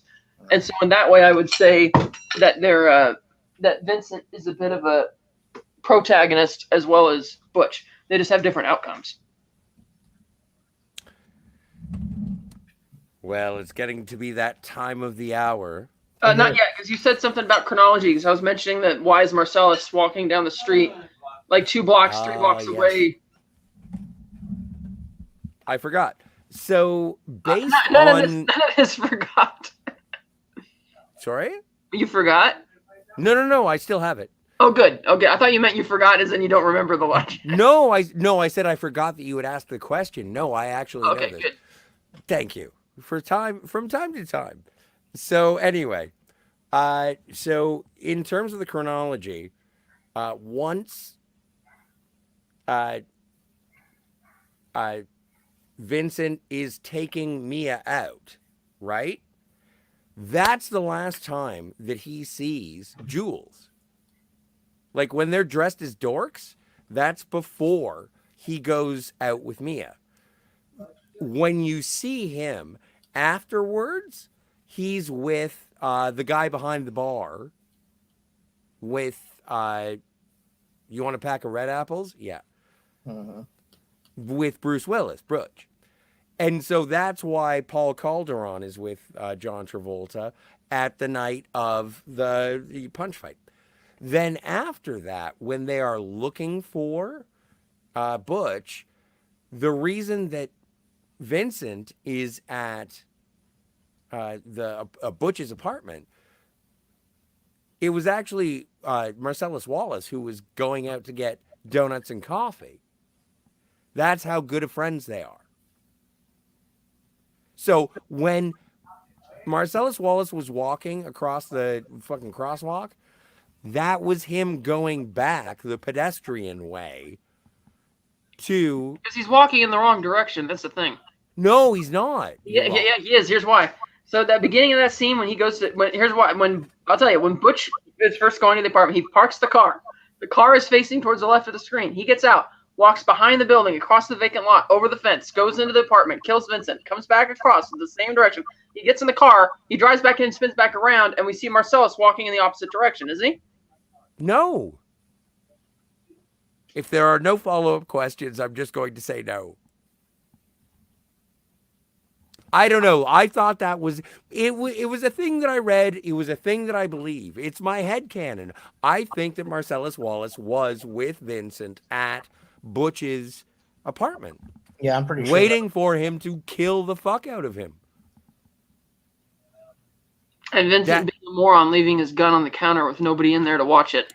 Yeah. Well, when he's probably high on heroin. Still, yeah. They got like that hair. constantly. Like you don't. It's not a casual habit. So anyway, that's always in terms of the chronology. Once you see John Travolta without Jules, it's kind of indicative of where, like, who kept Vincent alive. Jules and Vincent were a team, as far as I was concerned, for the first bit of the movie, and it was successful until, he went to go walk the earth or whatever. Well, yeah, because he said he retired. That's why he left. Yeah. So that's why that's my interpretation of. Okay. Yeah. That's because Jules told him it's divine providence that we should quit, and then Vincent said no, it's not, and decided to keep going. Shit. Yeah. Then Well, exactly, and that's the thing, and that's where his fall down comes got his from. ass shot up. That's why I was arguing that it seems like Butch and Vincent are opposite sides in terms of being protagonists, because they each go on their own little journey and make their own decisions. Whereas Jules is sort of the sidekick. He certainly takes the lead when he's with Vincent, but he's certainly the one who's giving Vincent all the advice, as a sidekick would in such a story. And it's just that Vincent's not choosing. So in that way, Vincent's kind of he's playing second fiddle to Jules, but you can tell he's the one who's supposed to be taking the information, and we're seeing those stories more through Vincent's eyes in a way, at least until the final scene in the diner where it shifts focus to Jules. Well, it just sort of I think it is sort of a walking off into the sunset for Jules. He's so calm after everything happens. Well, and one scene I notice is when they walk, because they walk into the bar after they've left the diner. This is obviously in the chronological version, and the bartender asks him, why aren't you guys wearing any of your clothes? And he's like, oh, you don't want to know. And Jules kind of goes towards the back or whatever because he's got the briefcase. He doesn't go give it personally to Marcellus. So we don't really actually see Jules at that moment leave. I take it he didn't tell him he was retiring. He probably just, here's the brief. No, I think, he does. He says, I got to take a piss. Right, that's what I mean. He doesn't tell them that I'm going to retire. He just delivers the briefcase and he's out the door. Yeah. If I may excuse myself briefly, I got to take a piss. Scotty. Yep, something bad will happen to Scotty. Anyways, yeah, I've never seen the movie cut in chronological order. I don't know if anybody's ever done that. I'd be interested to check it out, though. Yeah, one change I think I would have made is that, when they opened the Gold Watch storyline with the Christopher Walken giving his spiel, and then in the very next scene he's obsessed about the watch, it's like, okay, you told us that as a kid the watch is important. We didn't get the sense of that when he was in the bar with Marcellus. He's sitting there with his girlfriend. I think I would have flipped it around. Yeah. Like, had him go off about the watch, take off reading about the watch, and get us excited about the watch, and then go back and tell that story. Right. And have that in the middle, so that way it would be more of an excitement to see if he's going to get the watch back. And I noticed he never really, other than when Christopher Walken, Captain Coons gives him the watch, that's the only time you get a really good look at it. The rest of the time it is truly just a MacGuffin. Yeah. And then there's absolutely, I think it's like a citizen watch. In fact, there's nothing special about the watch. Yeah, it's not like a special, crazy gold watch. It's like, it's just the fact that he's happened to have it for that long. Yeah, it's a family heirloom. Even that, everybody goes on also about the story of Christopher Walken and the monologue about the watch, kind of like they did in True Romance. And in both instances, I'm not that impressed with the dialogue. It's like, okay, it's like in the True Romance when he's egging him on about his racism. And in this one, he's just talking about, there are friends in the watch. And he happened to shove the watch up his ass. I'm like, okay. I actually, in True Romance, I think is a better. It's better because it's Dennis Hopper and Walken. Yeah. They're having that repertoire. But in this one, I think for this particular scene, I think the scene is more about the acting and less about the words, right? I don't think the dialogue's particularly amazing, other than the fact that he's telling the story and you're fucking glued to him. I mean, as an audience member, you're glued to this guy telling this story. I think it's generations of history that define why Bruce Butch Willis go and retrieve it. Like, if it was just him saying, my father's watch, with like flashbacks and pictures and frames around, I think that the tale of your male lineage through war Sure. No. And I get is that. something that elevates why you want that watch, But why you go through we all were of that. talking about the scene. I think Kat was talking about the dialogue.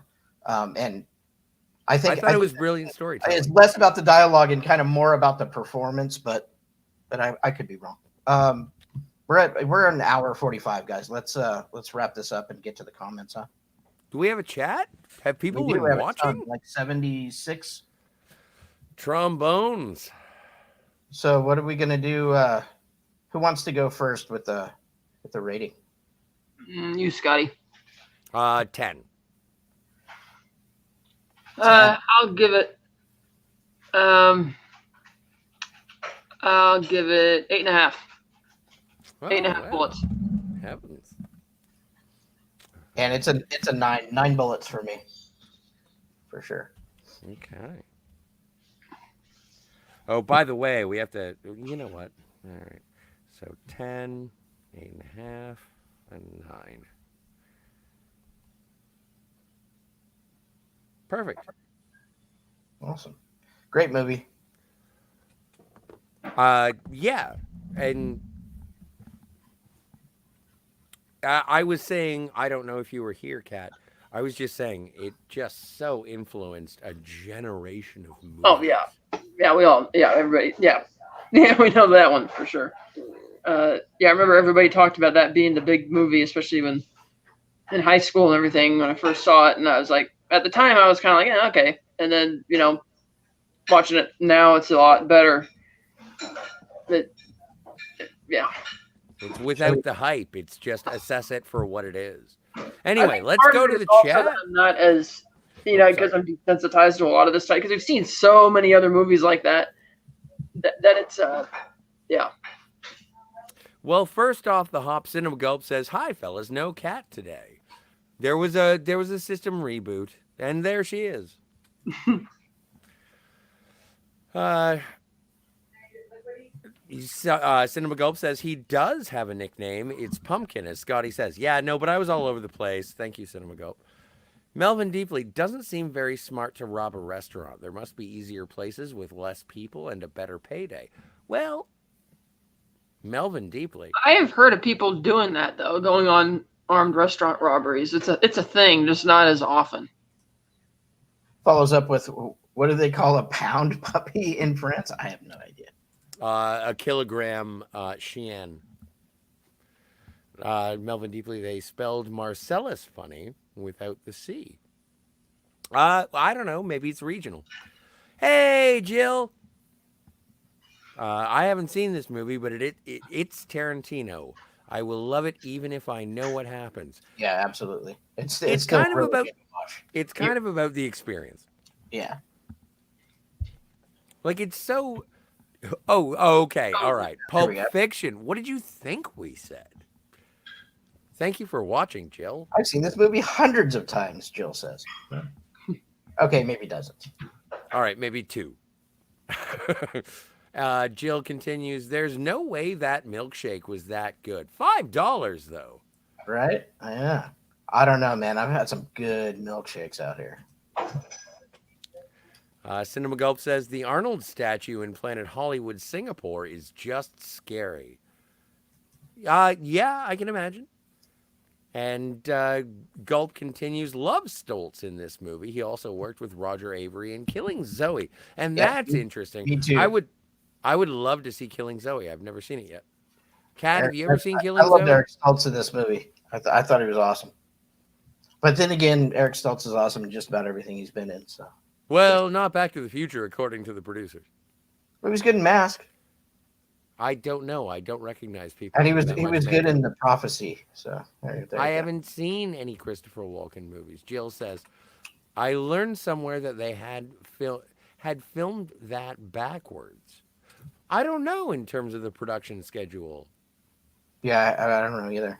They might have. A lot of times, films are filmed out of sequence. Part where they stab Part where her. they stab her. Oh, kind of like how they did the. Like backwards. Yeah, Yeah, like you that. just shoot it in reverse like this because he's not actually going to stab her, and that gets you around the low budget issue of how do you mime that and make it look real. You just Right? No. I'm absolutely. I think for sure that's how they did that part. I love the Walker. I think she would walk in part. Me too. It's magic. Walker, Texas Ranger. Yes. Jill says, I love Tarantino movies because it feels like I am watching novels turned into movies, but they're his original screenplays. I don't know how he does it. Well, Jill, I don't know how much of a reader you are. I'm not much of one. I know how he does it. It's because he ignores the screenwriting rule where every scene and every dialogue has to have an inherent meaning to the plot, which is not true. And which is why his films are so peppered with people just having regular conversations, talking like very casually. It's a very heavy accentuation on character. Mm-hmm. Yeah. And that's which actually is great. Surprisingly, nobody in Hollywood except Harvey Weinstein liked this script. They were all turned off by the dialogue. They thought, because they didn't pick up on why the casual conversation said people are going to care about this. It's out of sequence. What is this? And Harvey Weinstein is just enthralled by it, and he's like, no, this is gonna work. Yeah, for sure. Jill says, and I am not in Star Trek 4. I know what you mean. I have thought about cosplaying Jillian before. I didn't say Jillian, did I? I might have said Jill and.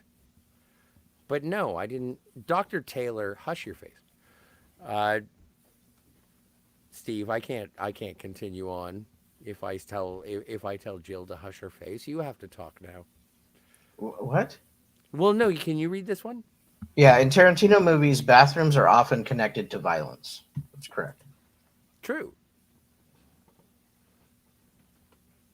American- Oh, this is the eeny, meeny, miny, mo puzzle, Jill says. Americans also add, my mother told me to pick the very best one, and you are it.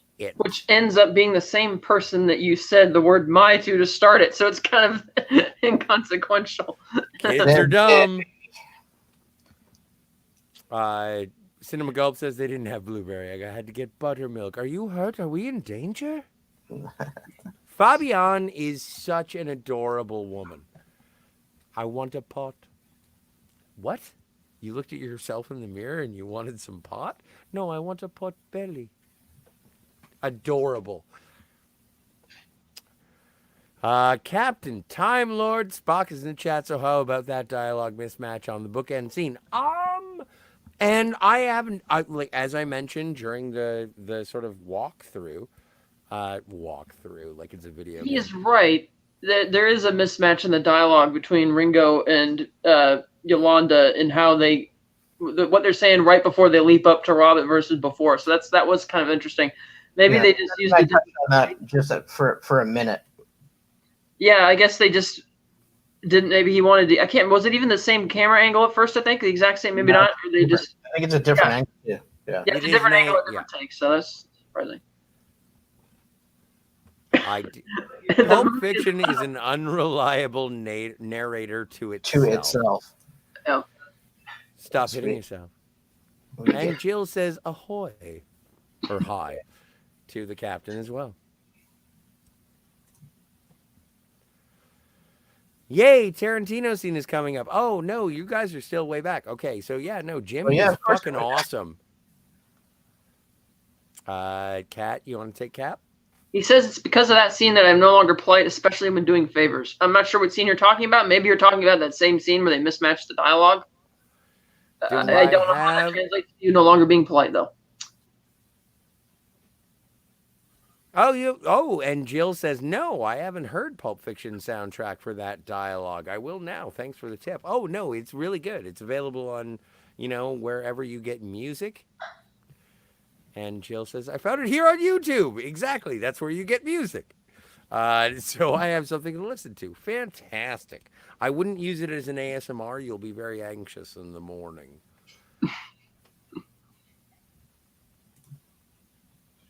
captain says, here's where the dialogue inconsistency comes up. I'll execute every motherfucker, or every last motherfucker? Every last Every last motherfucking one of you. Well, that, and I believe the thing that they said right before was mismatched as well, but Yeah. that dialogue inconsistency is way more blatant than any character inconsistency in Temple of Doom. Going back to another conversation we had. Don't take the bait. We don't have to talk it. We, you know what? Maybe we're working on an Indiana Jones podcast. We can't talk about Indiana. So are we to believe there are two timelines and two diners? If you want to go with that, sure, why not? No. Yes. Quantum string theory in Tarantino films. He says, or is it Tarantino's metatextual commentary on the unreliable narration of cinema itself? That would be an interesting idea. Right. Sure. I doubt on your second film you're that self-aware. Yeah. But maybe. Or is it just a dumb mistake? I think it's probably. I don't think so. I don't even know if it was a mistake. Hey, I didn't even bring up Sally Menke. Because the same is directors, editors, they watch their movies and go over these things hundreds of times. Right. So they would pick up on that. But so that's a good question. So Ben agrees with Scotty. Travolta was a whopper back in '94 and apparently loved taking craps while reading books. Totally believable that he would be oblivious to what was going on out there. Oh, there's no way he wouldn't have heard the high-pitched Yolanda screaming at the top of her lungs what's going on out there. That she's going to execute every last motherfucking one of you. He says, that's the scene they showed at the Oscars for Sam Jackson's Best Supporting Actor nomination. I'm trying real hard to be the shepherd. To me, it's one of the most legendary performances. Oh, yeah. Yeah. That's primarily, I think, what people think of first when they think Sam Jackson. Yeah. And that's why they had to put the Pulp Fiction nod in Captain America the Winter Soldier with Ezekiel 25:17 on Nick Fury's tombstone. Yes. Captain Spock says, nonlinear storytelling in Alexander was a disaster, but it worked well here. Well, you should start up an Oliver Stone podcast, my friend. I've not seen that film.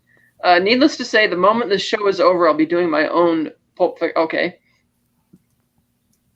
Copycat. He says this. Cinema Gulp says this movie is technically nonlinear, but it's arguable that it's a series of vignettes. Though I tend to go with a Tarantino crime story told out of order to tell why is why.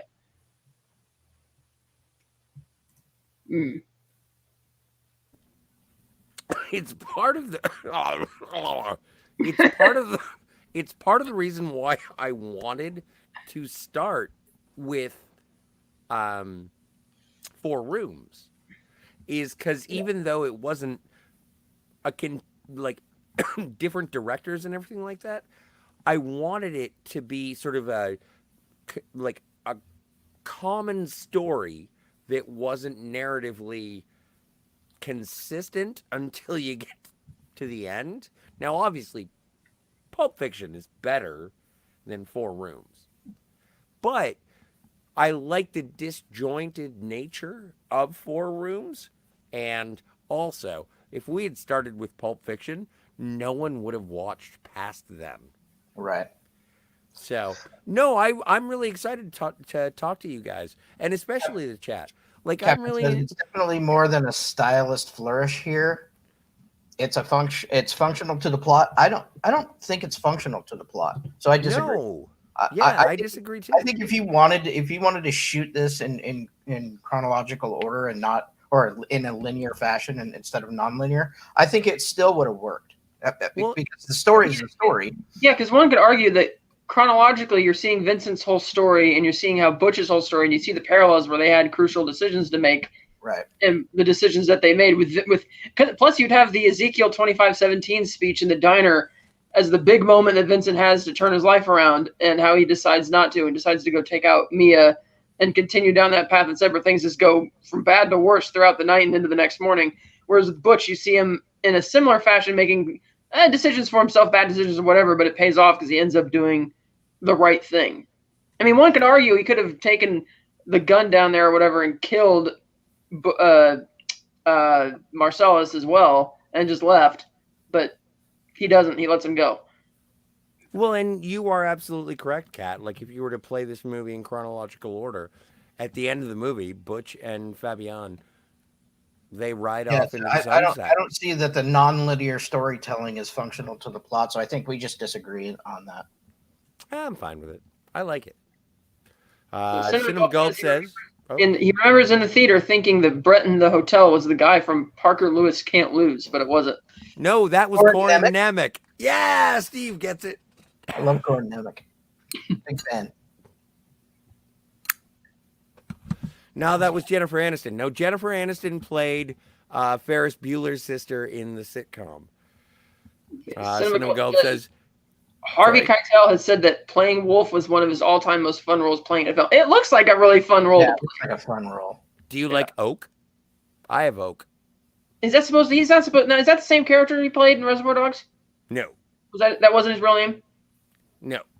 There's no more. Winston Wolf? No, his name was Larry. In That's right, Larry. Okay, yeah. mhm. Oh, Cinema Gulp says there is no hero. No, it says there is no hero in this film. Sort of one of the points. I don't know.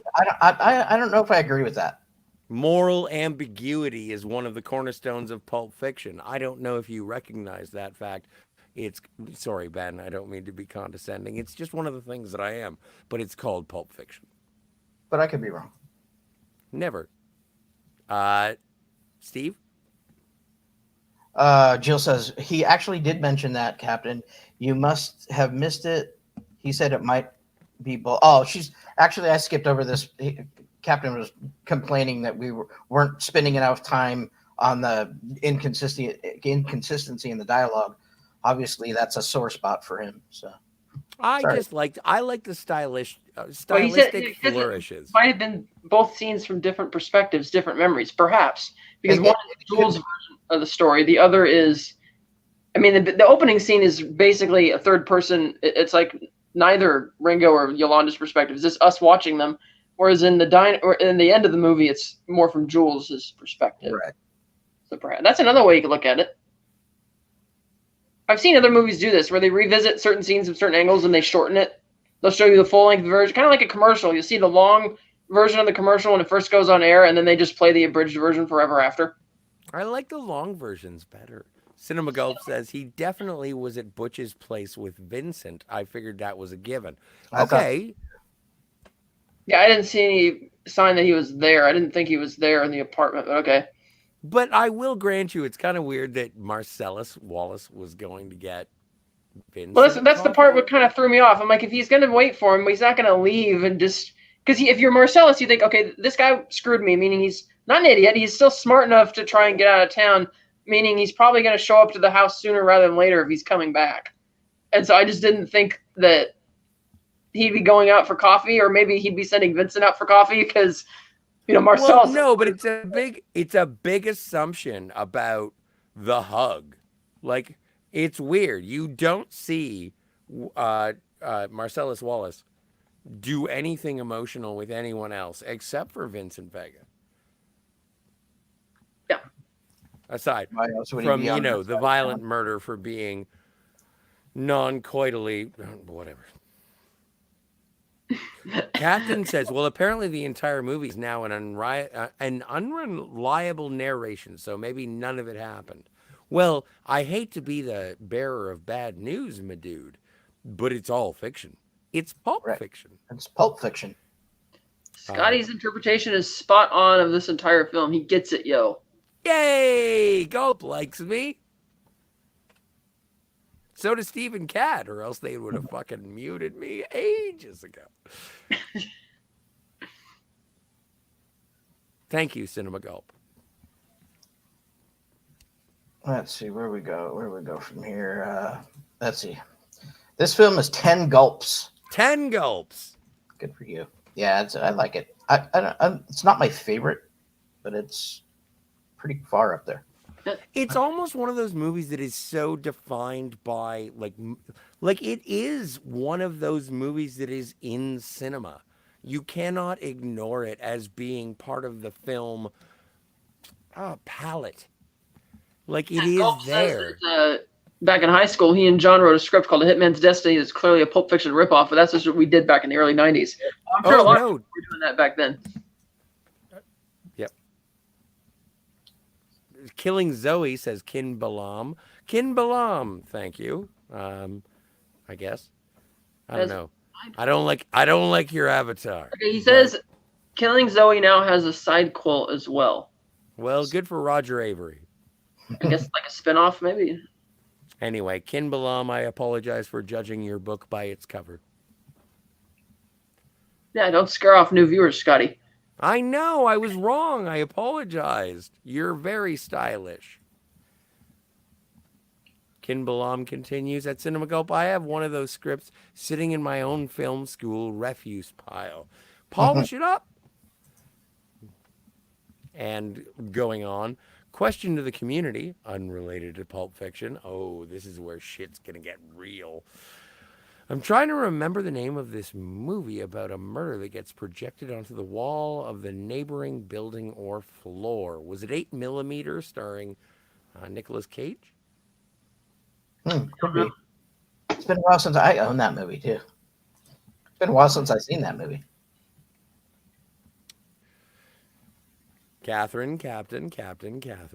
Yeah, Captain says, so none of us know what Tarantino is up to with the dialogue mismatch. Copycat, no. Inspired, Steve. Good. I'm glad. So he doesn't understand reality and also has no concept of linear time or storytelling or pacing. Interesting thesis. I don't know whose thesis you think that is, but okay.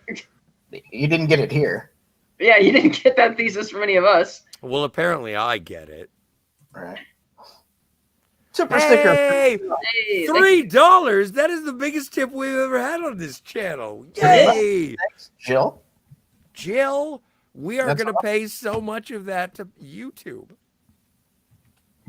the It's a Movie comeback. Yes, thank you. I'm aware that Pulp Fiction is not a documentary. Clap says Captain. Well, and speaking of the comeback, like we didn't even talk about the Travolta comeback.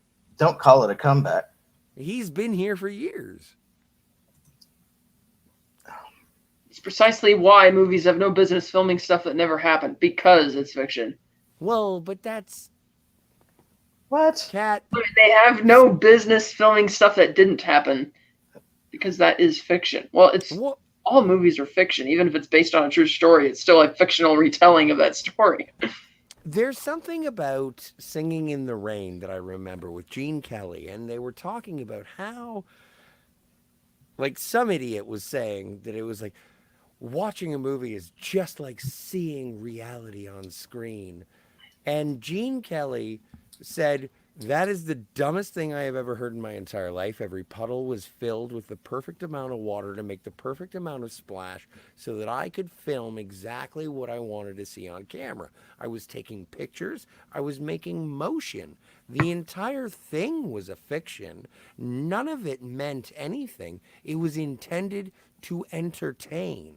My dudes. My dude. Now, I may be, editorializing, but none of it is real. Yeah, I remember going to see John Wick, and the lady beside me was like, they killed the dog, and I was like, no, Dog didn't actually die. dog's fine. Dog's fine. It's for drama, you weirdo. Have your Well, root beer. great show, you guys. Love all your perspectives. Love all you guys. Can't wait for Hateful Eight. Yes. Me neither. And also, if you're still Well, around, and Gulp, you're on. Are we? And I guess we have to decide: are we going to watch the mini series or the movie? yeah, Are they not the same length? series because I'd like to see it that way. And also, because I wasn't here and Cinema Gulp wasn't here last week, I would like to redo True Romance at some point with the four of us, if you guys are down. All right.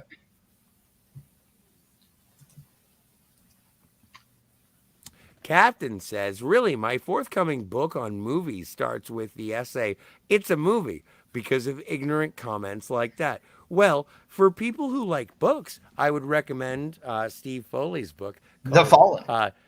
Well, no, I was going to go more movie related. Let's all go to the lobby. Let's all go to the lobby. But The Fallen, certainly, if you like books. The new one. Captain continues. Catherine, this is addressed to you.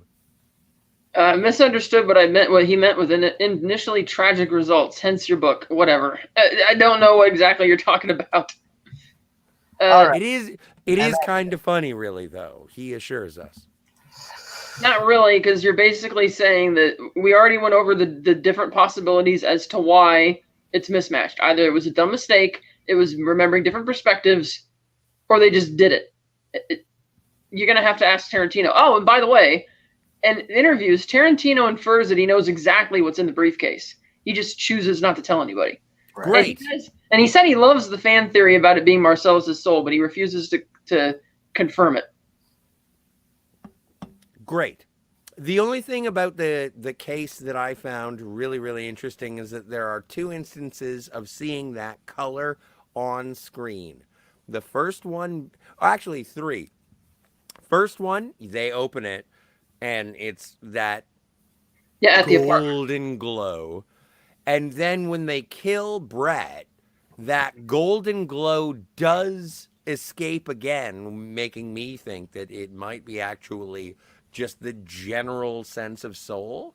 But the third time that you see it, it is when Marcellus Wallace is holding the bribe in front of Butch. And I was like, it could either be heaven or money. It's kind of one of those ambiguous things. It could be one or the other.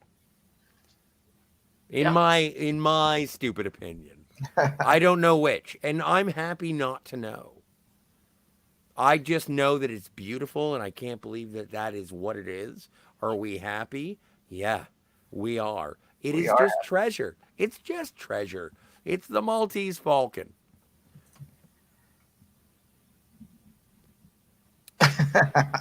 Cinema Gulp says, I always thought what was in the briefcase was Margaret Chow's feet. Like, what do you think it is? Mary Poppins' purse? Like she's put feet down and you get to pull her up? Yeah. If you're just having... No, you can't just a have feet. spoonful of sugar. Just... That's what Tarantino would have in the briefcase if it was his. Yeah. All right, so what's up next week, Scotty? What are we doing next week, Kat? Are we doing From Dusk Till Till Dawn? Dawn. All right. Have you ever seen it? Yeah, I have it. I've seen it a few times. Cool. And yeah. Steve, are you going to be with us? I plan to be, yes. All right. Well, if you're not, you know, you'll always get a shout out in the intro, my friend. Awesome. I plan to be, for sure. Before you do the outro, should we get a taco? Get a what? Let's get a taco. Yeah. Yes, we should get a taco. So do you have anything that you would like to plug? No. All right, then we're done. Let's get a taco.